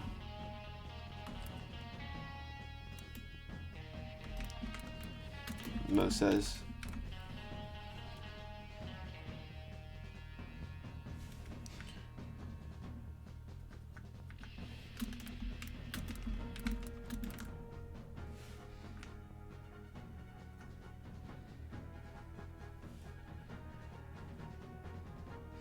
You think you just scared yourself? Why, DDG? This song still hits you like a truck. The group quickly mounts their horses and ride towards Dr. Abigail's location. Along the way, they encounter more law enforcement chasing after them. Pauline and Jesse return fire while Mo and Dutch keep riding ahead, dodging bullets. Hold on, why is Dutch still with us?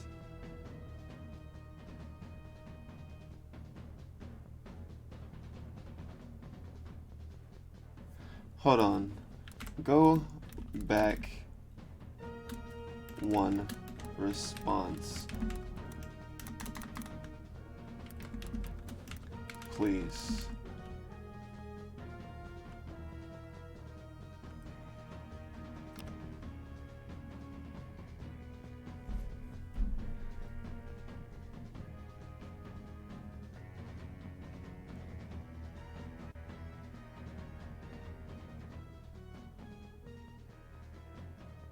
What? That was not the response.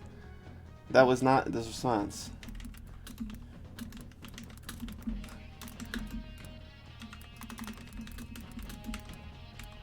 That is not the response at all. The AI is bugging. Let's get it to realize its mistake here.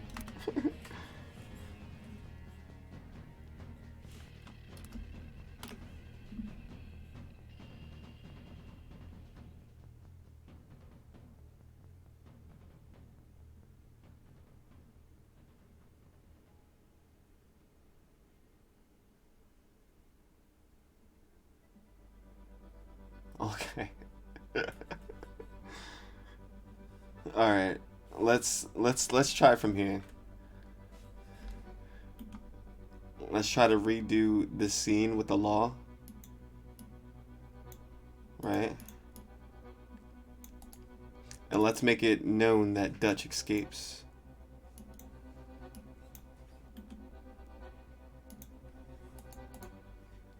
Okay.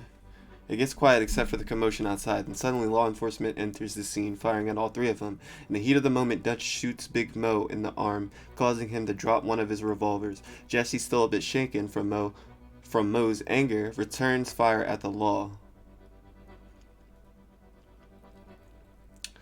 "We gotta get out of here, Mo, or we're all gonna hang," he yells with his back towards him, fending off the law. "Where's Dutch?"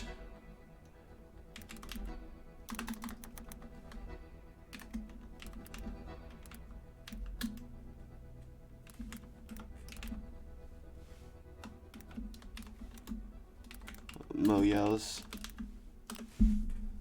Big Mo looks around for Dutch and spots him fleeing the scene. "He's gone! Dutch ran off!" He yells back to Jesse as they continue to exchange fire with the law. "We gotta make a run for it. Follow me." Mo takes the lead and the group makes a break for it, dodging bullets and weaving through the chaotic scene. Finally, they manage to escape the town and ride off into the wilderness, leaving the law far behind. Okay. Alright, bet. We got out of there. Dutch is gone. And now, at this point... Okay. I did like the Mexico scene. As they ride their Okay. Boom. I like this.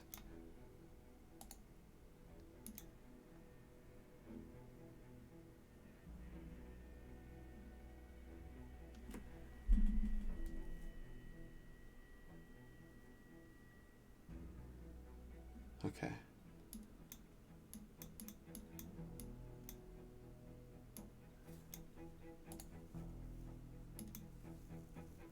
Okay.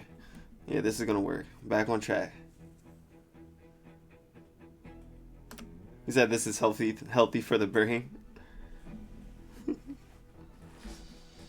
Alright. The group eventually arrives in a small town on the outskirts of the Mexican border. They find a local doctor who is able to patch up Mo's injured arm. Jesse takes the opportunity to speak with the doctor, asking about any rumors or information he might have heard about their situation. The doctor nods knowingly. "I've heard whispers of a powerful man in these parts, a man who has a way of making problems disappear." Jesse raises an eyebrow. And who might that be? The doctor leans in closer.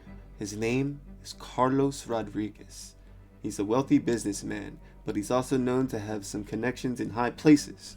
If anyone can help you clear your name, it's him." Jesse nods, grateful for the information. "Thank you, doctor. We'll look into it." As they leave the doctor's office, Mo turns to Jesse. "What do you think? Can we trust this guy?" Jesse shrugs. "We don't have much choice, do we? Let's pay this Carlos Rodriguez a visit, see what he can do for us." Alright. I gotta figure out a way to reconnect Dr. Abigail and Pauline and Michael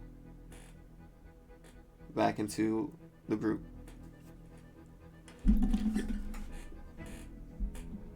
It's a handsome name. Carlos Rodriguez. Carlos Rodriguez. Alright, let's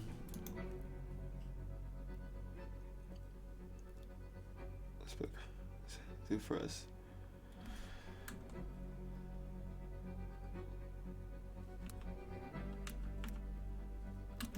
Hey, forgetting somebody?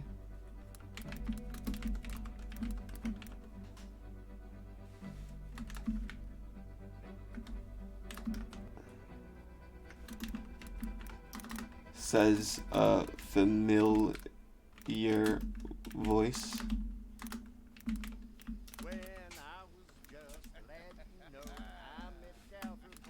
Looks like you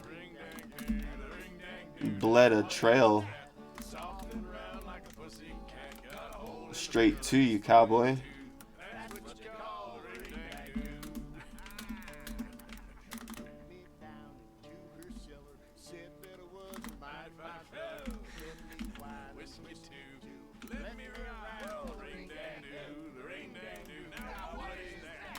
It was Dr. Abigail.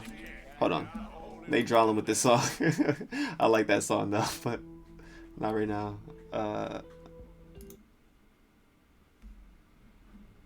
Hold on.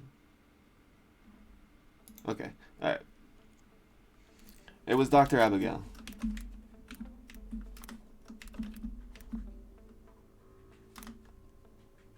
I'm gonna spell this right eventually. There we go. With riding along with Pauline. What's her last name again, May? What is it?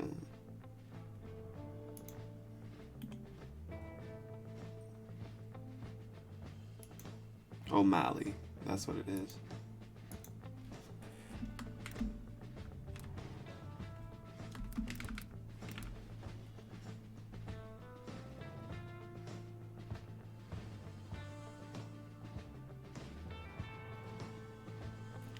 Is it one L? One L?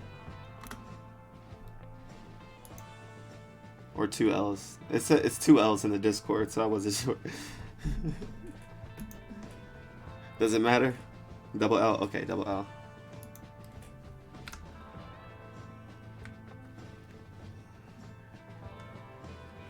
Looks like you bled a trail straight to you, cowboy. It was Dr. Abigail riding along with Pauline O'Malley.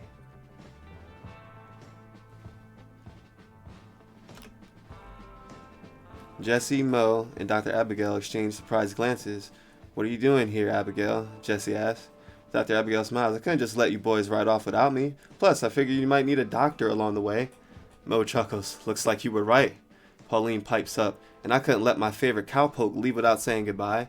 Jesse smiles. "Well, we're glad to have you both along for the ride. We're headed to Mexico to lay low for a while, figure out our next move." Dr. Abigail nods. "I know a few people down there who might be able to help us out."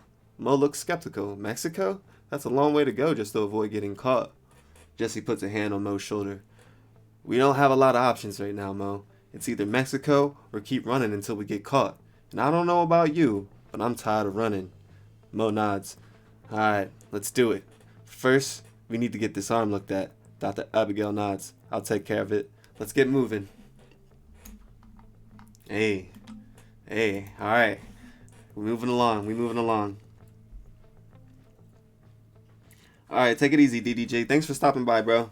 Thanks for stopping by in the stream, bro. If you ever want to join the story, it might not be your thing, but hey, check it out.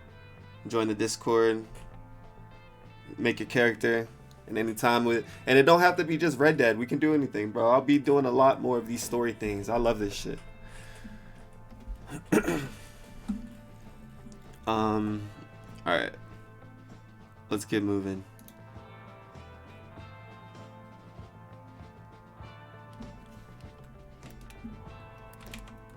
After the doctor takes care of Big Mo's arm, he tells Jesse to lead the way. Wait, hold on. Who knows people? Someone knew somebody, right? I know a few people down there who might be able to help us out. Okay. Alright. He tells... After the doctor takes care of Big Mo's arm, he tells her to lead the way to her people.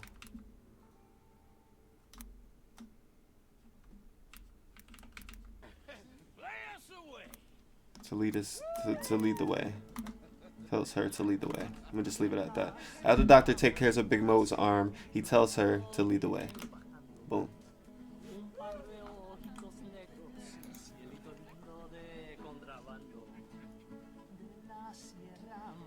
Dr. Abigail nods and leads the group to her small clinic on the outskirts of town. As they arrive, she ushers them inside and begins to tend to Big Mo's arm.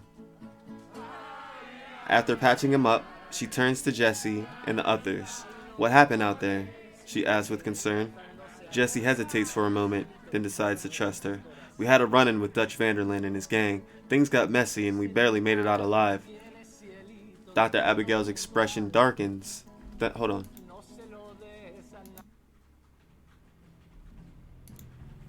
Dr. Abigail's expression darkens. Dutch Vanderland? I've heard of him. He's trouble. Jesse nods. Yeah, and now we're all wanted men. We need to lay low for a while and figure out our next move. Dr. Abigail nods in agreement. I might be able to help with that. There's a small village in Mexico where I have some connections. We could hide out there for a while. Jesse's eyes lights up. That could work. Lead the way, Doc. Dr. Abigail nods and gather up her supplies. We'll need to travel light and stay off the main roads. The law will be looking for us. Jesse nods in agreement. Got it. Let's go.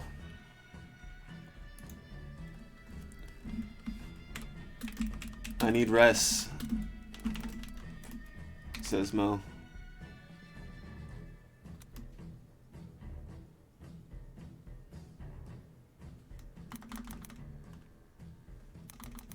Yeah.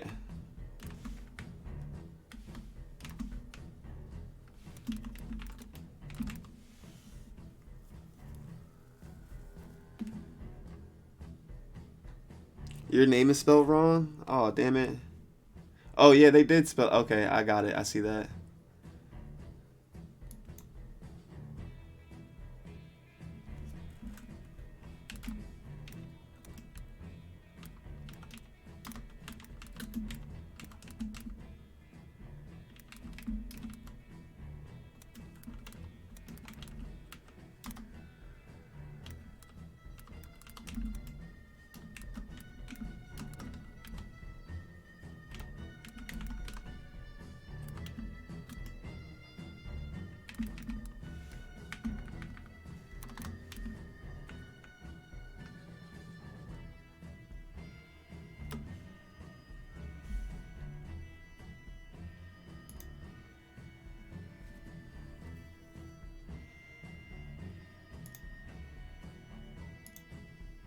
It's not finna hear that. It's like, I don't care if I misspelled her name. It's a name. I can spell it how I want.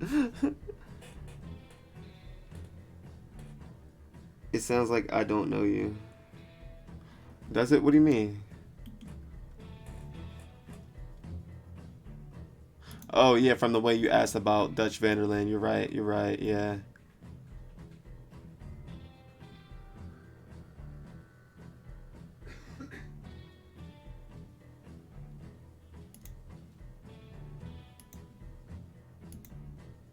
What's happening?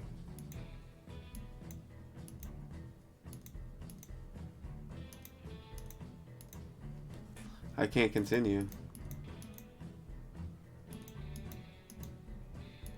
I might have to refresh. Give me a second, chat.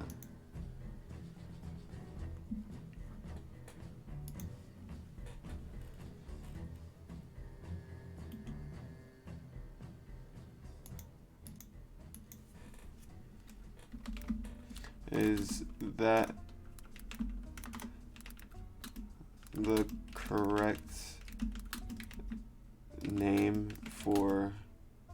Is that the correct way to spell the doctor's name?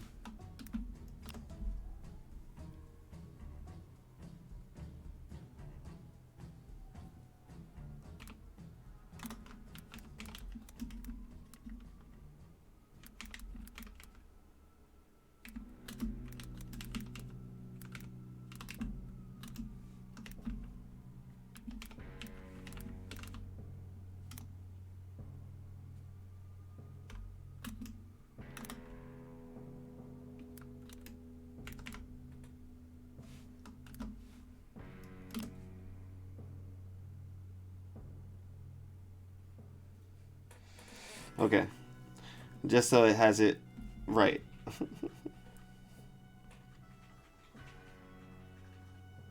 We also gotta find Carlos, right, for the bounties. Find that Carlos for the bounties. I guess so. Take it easy, DDG. The lines fit perfectly for Pauline. I like. Don't you like that? I like that it kind of understands the character, like the personalities a little bit. There's an E at the end. Clinic. You have a clinic. Yeah, you have a clinic. All right. All right. Continuing with the story. We'll need to travel light off the main roads. So I'll be looking for Jesse nods in agreement. Got it. Let's go. All right. I need to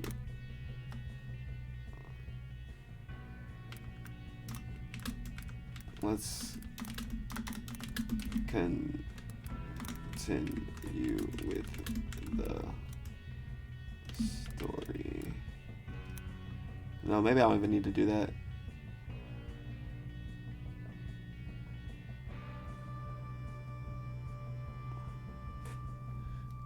I'm gonna just try this to see what it does.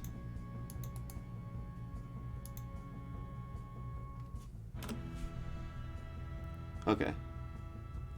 The group mounts their horses and follows Dr. Abigail and Pauline out of town. Keeping a low profile. It got your name right this time, babe. Keeping a low profile and avoiding any law enforcement they come across.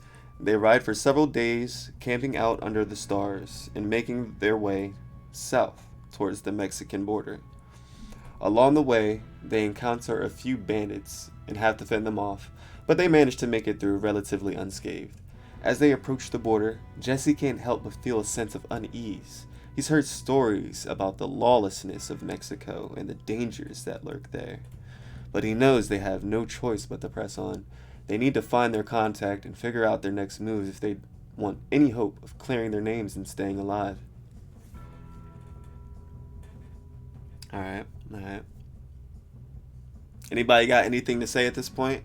Anybody want to say anything about our situation, where we're heading? I don't want to just dictate everything, you know. This is crazy so far. Let's stop and think about, damn, like really what's happened so far. Holy shit.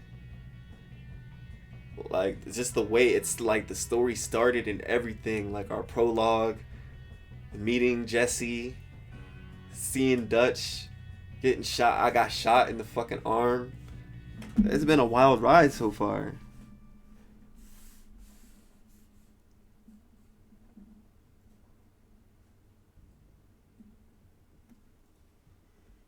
Like, it's crazy. Do you think I'm thinking I kind of want to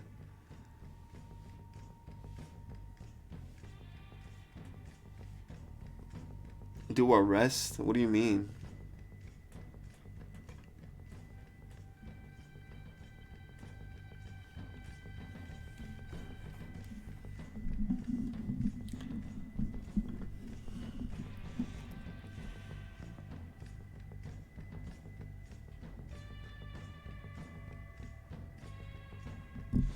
And whose contact are we looking for? It's the doctors, right? Yeah. Right here. Dr. Abigail nods in agreement. Might be able to help with that. There's a small village in Mexico where I have some connections. We could hide out there for a while. Alright.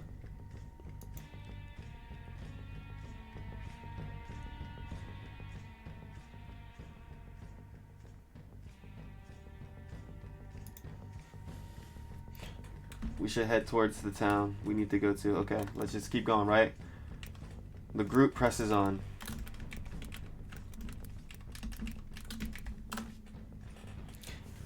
As they ride through the rugged terrain, the group is on high alert, consistently looking over their shoulders for any sign of danger. After several hours of riding, they finally reach a small village on the outskirts of Mexico. Jesse leads the way as they make their way through the narrow streets, keeping a low profile and trying not to draw too much attention to themselves. Eventually, they arrive at a small cantina on the edge of town. Jesse approached the bartender, a grizzled old man with a bushy mustache. We're looking for a man named Carlos. You know him? The bartender eyes them suspiciously, then nods. See? I know him. He's upstairs. Jesse thanks the man and leads... Y'all like my accent? That shit was on point, right? Jesse thanks the man and leads his companions up a flight of creaky stairs to a small room at the top of the building. Inside, they find a middle-aged man with a scruffy beard sitting at a table smoking a cigar. Carlos? Jesse asks. The man looks up and nods. Who wants to know? Jesse introduces himself and his companions, explaining their situation and asking for his help. Carlos takes a long drag on his cigar, then leans back on his chair. I might be able to help you out, he says, but it's not going to be cheap. Jesse nods. We understand. We got some money saved up. Carlos eyes them suspiciously. Let me see it then. Jesse pulls out a small pouch of gold coins and slides it across the table. Carlos opens the pouch and counts the coins, then nods in satisfaction. Alright, I think we can work something out. Hold on. Alright, I think we can work something out. He explains that he has some contacts in the Mexican government who might be able to help them clear their names, but it's going to take some time and a lot of effort on their part. He also warns them that there are dangerous people after them, and they need to be careful. Jesse and his companions agree to his terms and thanks him for his help. As they leave the cantina, they can't help but feel a sense of relief and hope for the first time in a long time. Oh shit, man.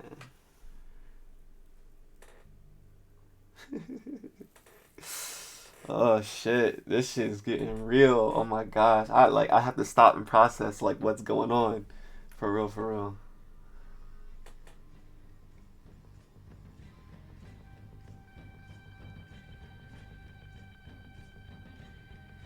As soon as they leave the canteen, they can't help for the silly release and hope for the first time in a long time.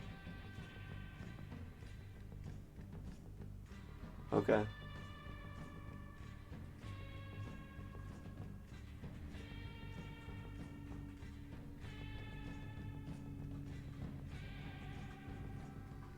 Okay, so we gotta find these new contacts that Carlos gave us, right? That's pretty... We need to figure out who is after us. Yeah, we also gotta figure out the contacts that Carlos just gave us, right? Because that's what Jesse just paid for.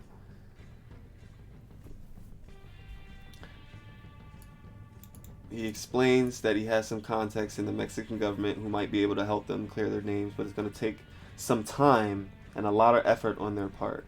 He also warns that there are dangerous people after him. They need to be careful. Okay. Alright. So.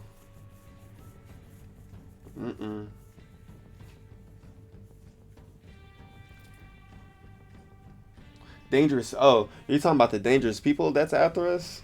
Yeah, it's probably Dutch. No doubt. But, also, what do we gotta do to clear our names and shit? That's what I'm about to ask Jesse.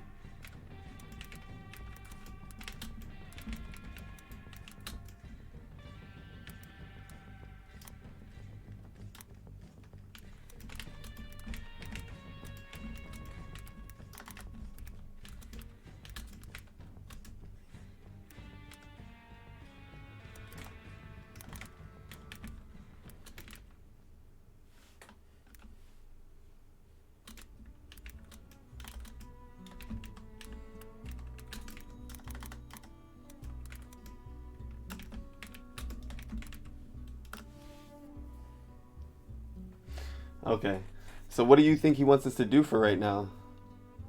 Asked Jesse to Big Mo. Big Mo thinks for a moment before responding. I reckon he wants us to lay low for a bit, figure out who's after us and why. Maybe try to clear our names if we can. Jesse nods in agreement. I mean, that sounds like the plan, but we need to be careful, especially if we're heading to Mexico. We don't know who we can trust down there. Dr. Abigail speaks up from behind them. I might be able to help with that. Okay, this is kind of. Oh, Paulina knows a few people down there who owes her a few favors too. But lay low, gather intel, make our way to Mexico. Let's go now. No better time. Well. Oh, we still gotta lay low. That's the thing. That's what Carla. Okay, so that's what it was talking about earlier. Or were we already in Mexico? Hold on.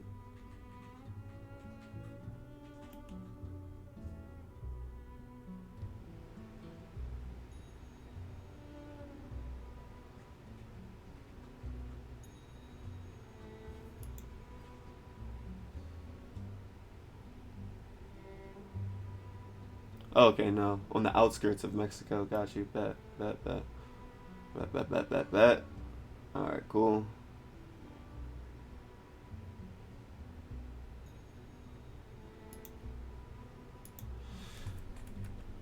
Let's find somewhere to sleep.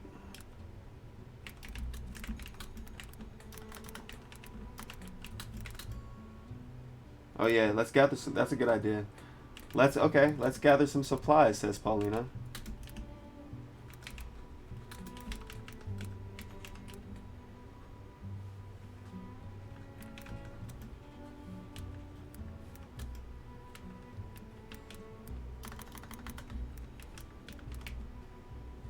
Pauline. Sorry, not Paulina. Pauline. And her. Are you what's your characteristic? You're cheery, right? A rather clumsy but joyful person with a perceptive eye. Okay, for loving horses. Okay, bet. In her usual cheery voice.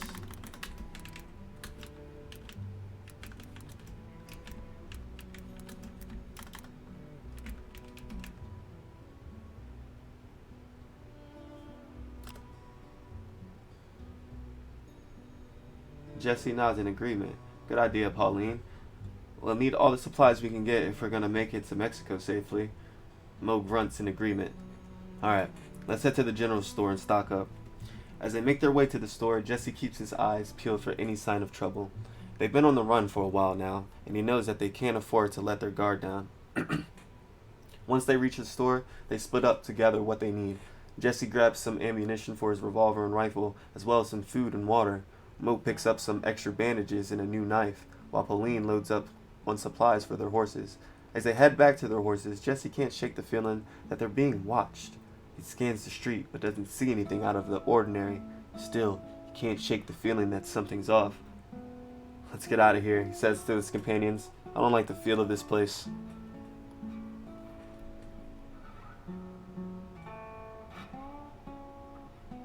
Wait, my rifle.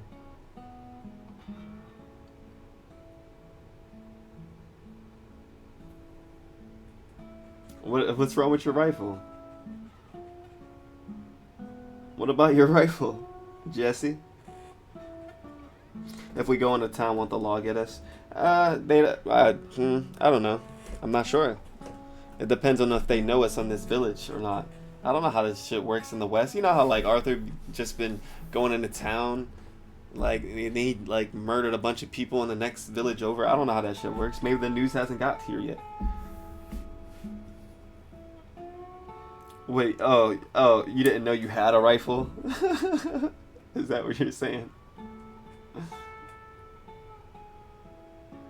Oh, okay, they split up. Jesse grabs some ammunition for his revolver and rifle. Yep.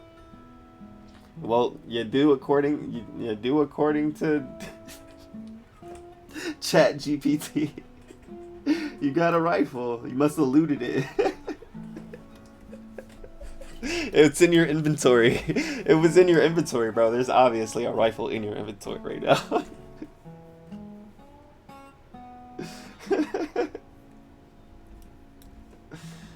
Oh shit. Okay.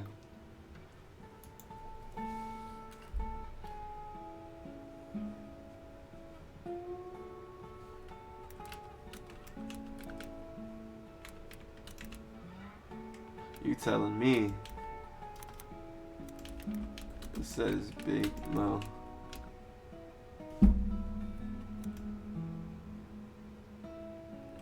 They act like they ain't never seen a black man before. Black man with a gun before.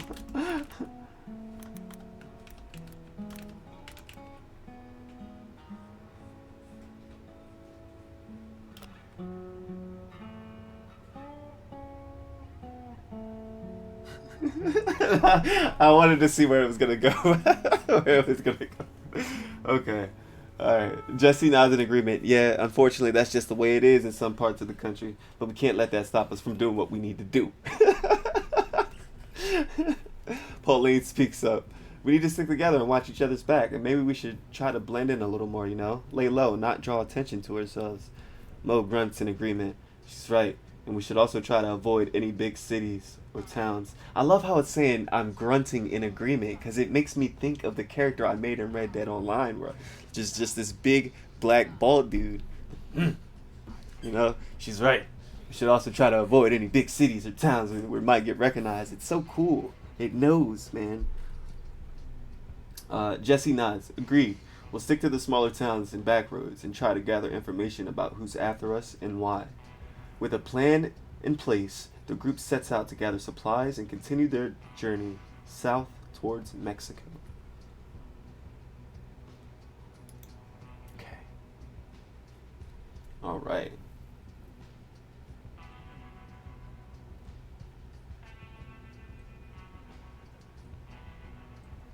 Okay. So just imagine a scene where we're out in the town, guys. We're getting our supplies. You know what I'm saying? We meet back up. After getting supplies,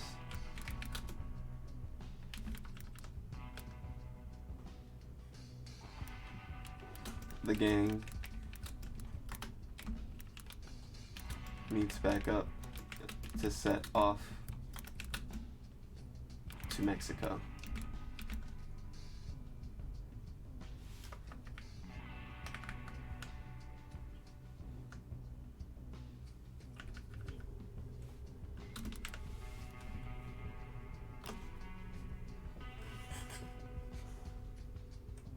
As the gang gathers their supplies, they make sure to stock up on food, water, and ammunition for the journey ahead. Abigail checks on Big Mo's injured arm. Oh shit, I forgot about that. She thought it was crazy. And gives him medicine to ease the pain. Once everyone is ready, they set off towards Mexico. The journey is long and arduous, but they manage to avoid any major confrontations with law enforcement. Along the way, they come across various towns and settlements, some of which are friendly and others that are hostile. Despite the challenges, the gang manages to make it across the border into Mexico. They find themselves in a new land with new challenges and opportunities. Jesse leads the group to a small village where he knows they can find shelter and possibly some information on how to clear their names. As they settle into their new surroundings, the gang begins to formulate a plan for their next move. They know that they are still wanted men, and they can't stay in Mexico forever. But for now, they are content to rest and regroup, hoping that their luck will hold, and that they can find a way to turn their fortunes around. Alright.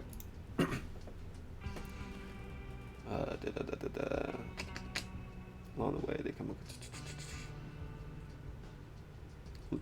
Alright, Jesse leads the group into a small village where you can find a shelter and possibly some information on it.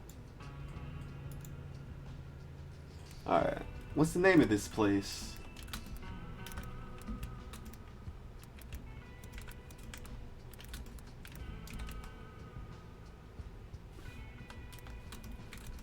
I ask Big Mo. Ask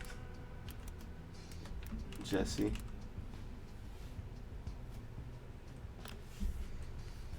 I'm not sure yet, Jesse admits. We're still a ways out from our contact's location, but I trust him. He's helped me out of a tight spot before.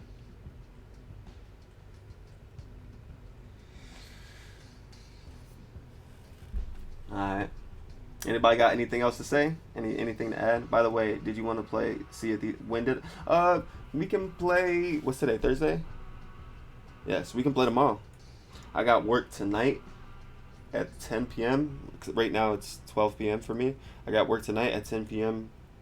to the next day 7 a.m. and then I'm want to get some rest. So Friday night, Saturday early morning, I'll be free. Yeah.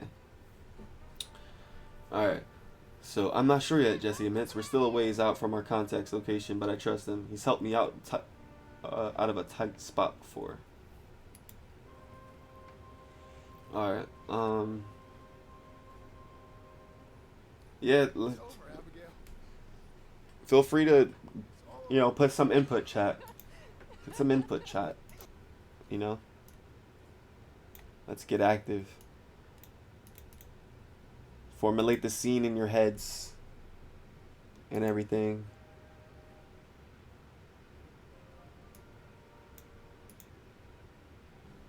Hold on. I'll get back to the thing in a second.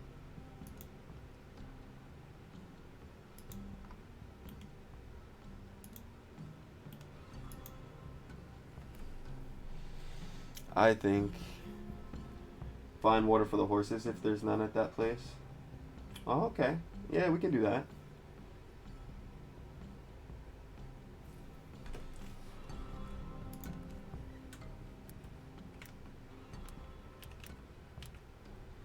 Horses looking mighty thirsty.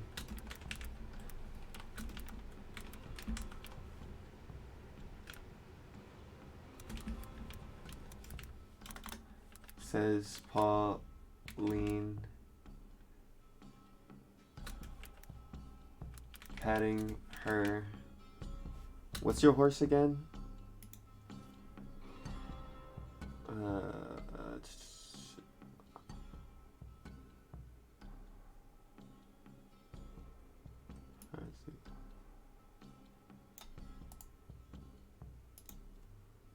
Its name is Scotty.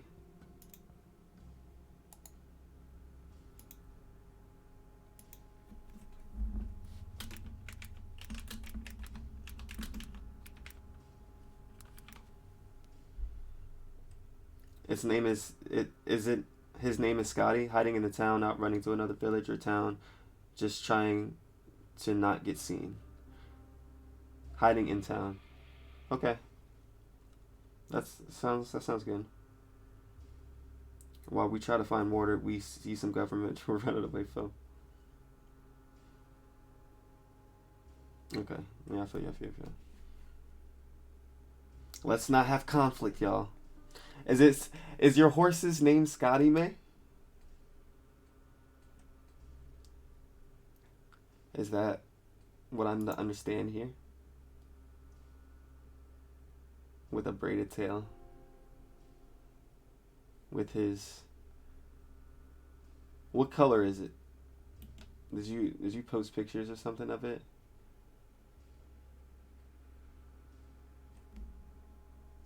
His name is Scotty.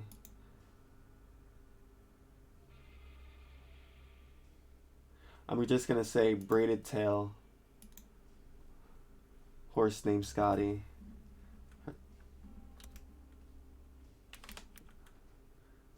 No, you don't have to. You could just say one. And I could put it in, you know what I'm saying? And it's a boy, right? It's a male horse. Oh, his name, yeah. With his braided tail and beautiful mane. Okay, horses looking mighty thirsty, says Pauline, patting her sooty buckskin Dutch warm blood horse named Scotty. Is when you say sooty, is that...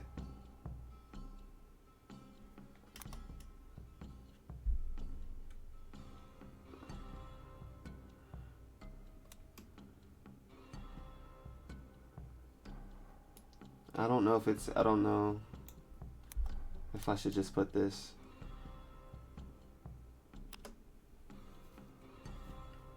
Jesse nods in agreement. Yeah, we should find a place to rest and water them before we continue on.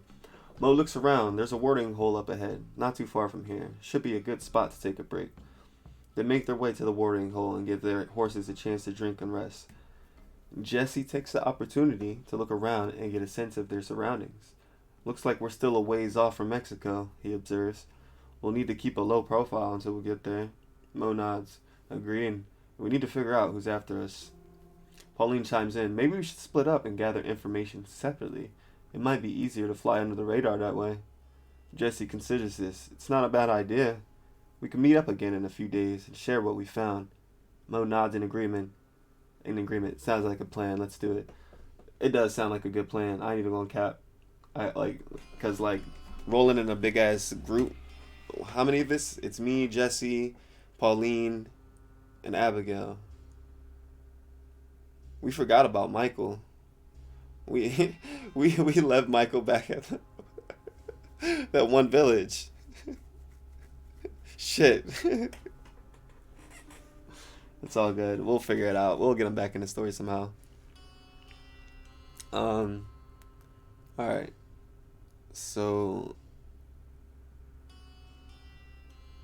who's splitting up to a group? I guess it's gonna be me and the doc. It's gonna have to be me and the doc right now. She has to take care of my arm.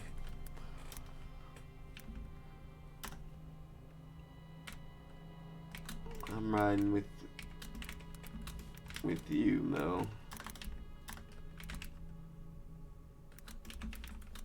Says Dr. Abigail. Gotta take care of that arm.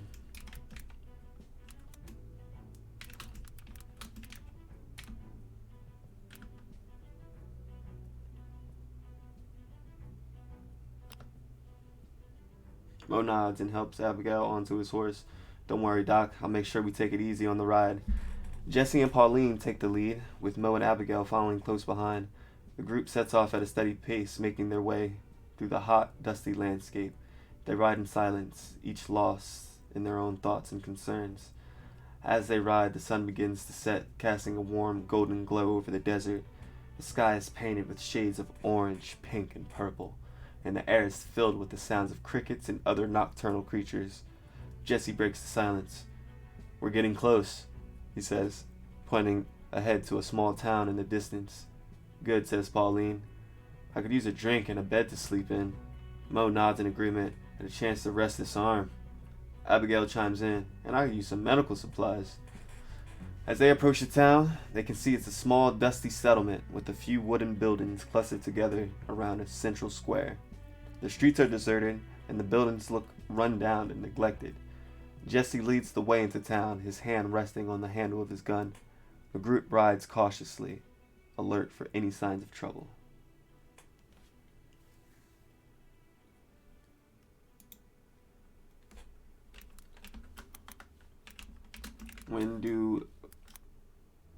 Okay, alright.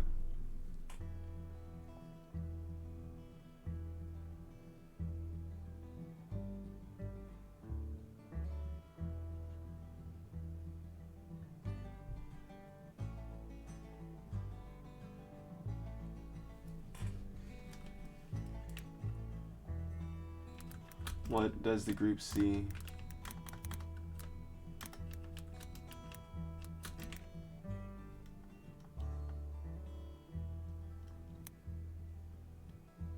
Okay.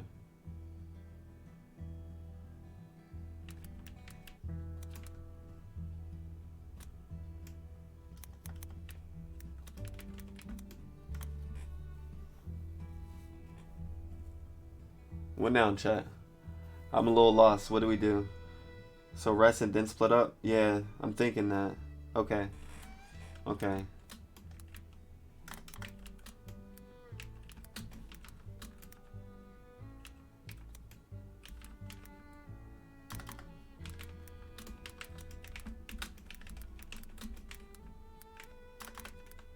Info.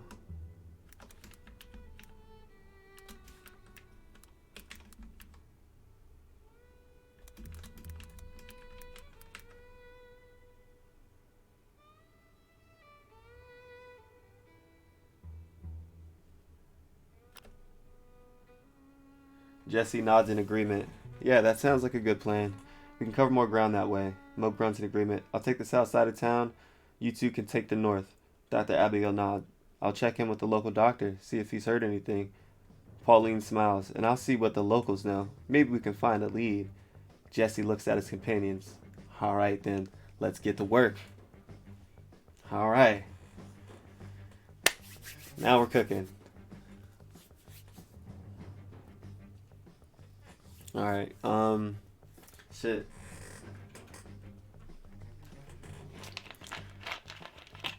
Let me see how to narrate this real quick. It's gonna be like a little, like roaming the town montage where each of us gets into our own shenanigans.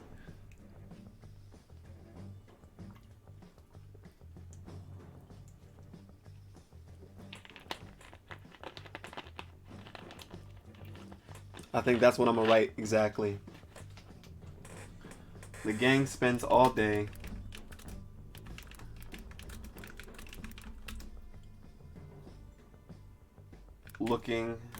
the gang spends all day searching for any possible information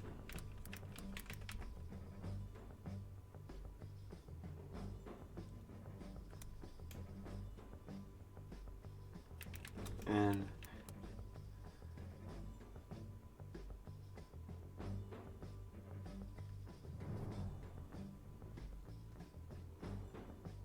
hold on. Yeah. The gang spends all day searching for any possible information and gathering. Okay, I think that's it. Getting into their own shenanigans, their own minor shenanigans,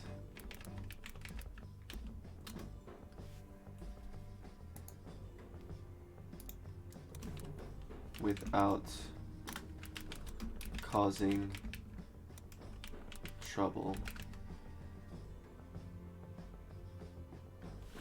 Their own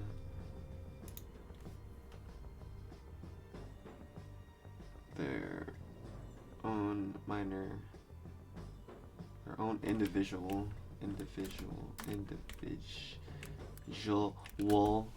No way I spelled that right. I thought I was gonna bomb that word. I'm gonna go to the saloon. It's where the most people are, and I suppose try to get information. Okay.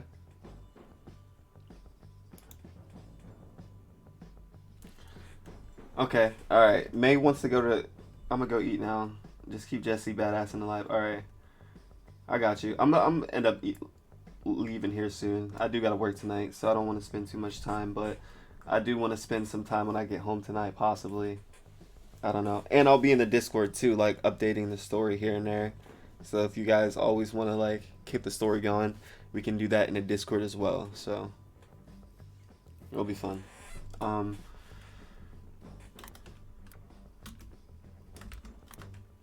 Pauline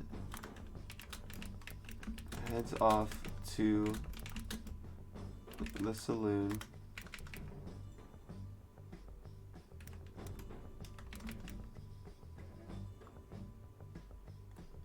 Mo checks out the bathhouses.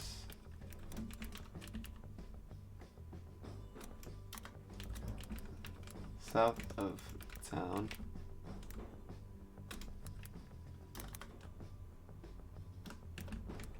Dr. Abigail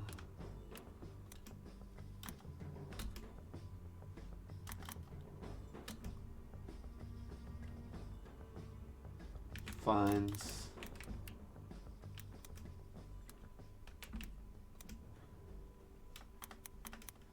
Dr. Abigail teaches the local doctor a thing or two about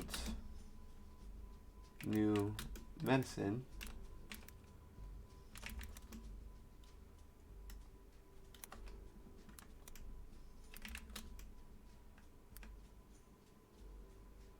And Jesse does this thing as well.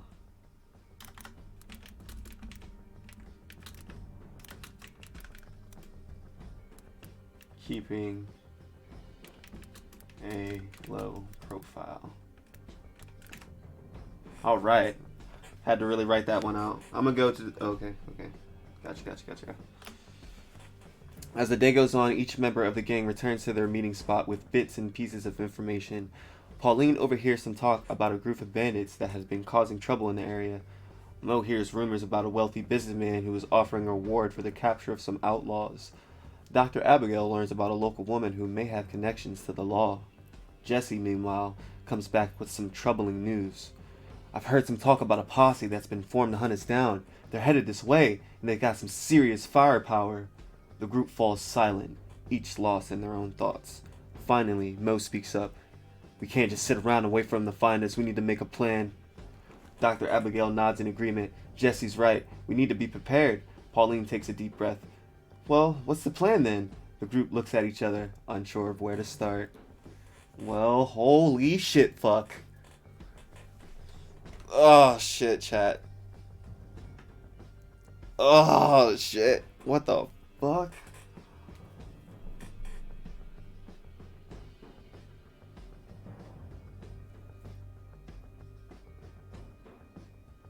Think it has anything to do with Dutch?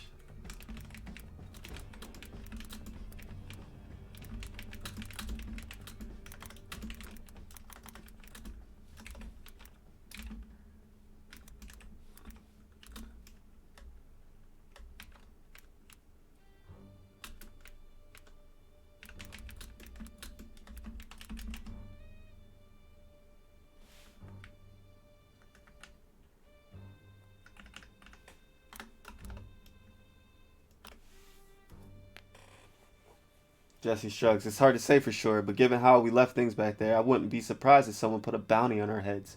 Or maybe the law just caught wind of us being in town and decided to keep a close eye on us. Dr. Abigail nods in agreement. Whatever the reason, we need to be careful. We don't want to draw any unnecessary attention to ourselves. Pauline walks up to the group, a worried expression on her face. Hey guys, I overheard some folks talking about a group of bounty hunters that just rode into town. They're looking for some pretty high-profile targets, and they fit our descriptions. Jesse's eyes narrow. They can't be a coincidence. We need to get out of here now. The group quickly gathers their things and make their way out of town, keeping a low profile as they ride off into the night. Woo! This shit, it don't matter, man, how many people there were. We out of there. Good shit. Good shit. Alright. I'm glad we got tipped off.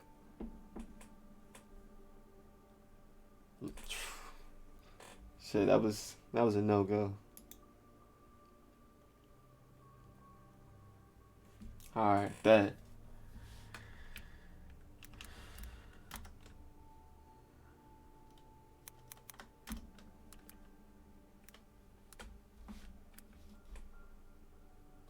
Shit.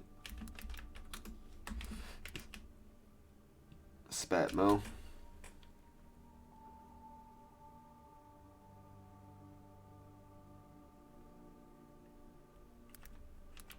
Where to now?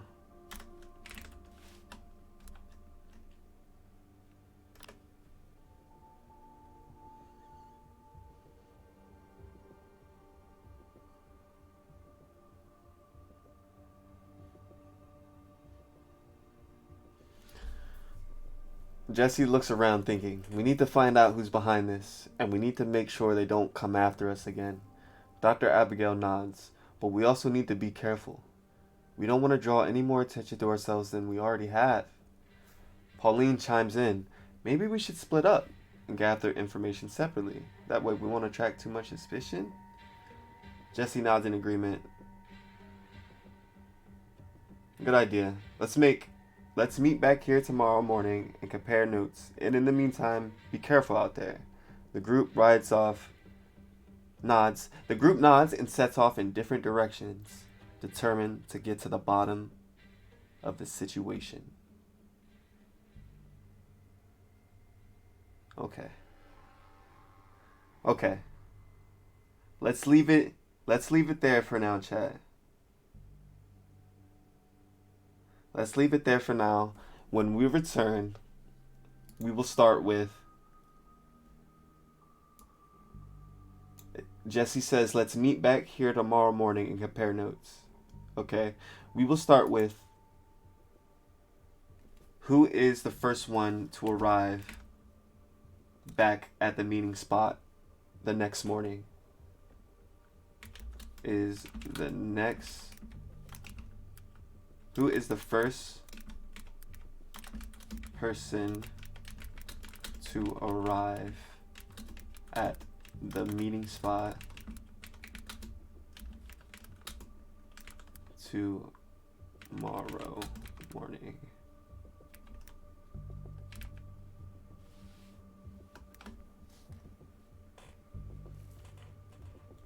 Alright, and then we'll start it from there, and we'll see how the story picks up from there. So far, this has been fucking fun as shit. If I didn't have to work tonight, I'd keep going, but I just want to give it some time to settle in. You know, let's call this the first episode, the premiere episode of Red Dead Roleplay with KoopTroopMillZ. Yeah, fucking with it. I mentioned you had people who owed me, so maybe we can get some info. That's a very good idea. Let's keep that. Yeah, maybe you'll come back with some info, or maybe we'll also get to that info. I know Dr. Abigail also has some context.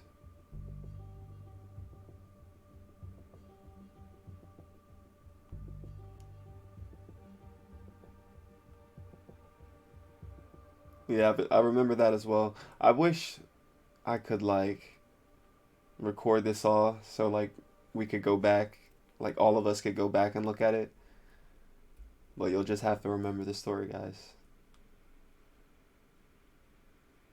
Maybe I'll in my free time I'll post the story into the Discord so that you can keep up and everyone can keep up with what's happened so far, you know?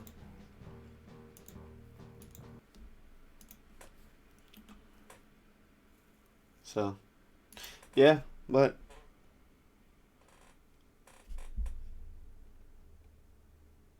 you wrote some stuff down on the notes app. That's cool. But yeah, that's what we're gonna be doing. A lot more of recent. We're gonna be doing that a lot more because I think it can add some fun times, and it's cool. It's cool. It really gets us in our own adventure, and it's like using our imagination with the help of AI imagination. We really are stepping into the future with this AI shit. It's kind of crazy. It's really crazy. Well, yeah. Let me get up out of here, y'all. Thanks for hanging out with your boy. It's been real. It's been fun. This has been one of the funnest streams I've ever done. And all I've been doing is just reading out a story. I'm glad y'all like it, though. I really hope y'all liked it. That's what's up. But alright. Get up out of here, y'all. Thanks for hanging out with me. Love y'all. Bye.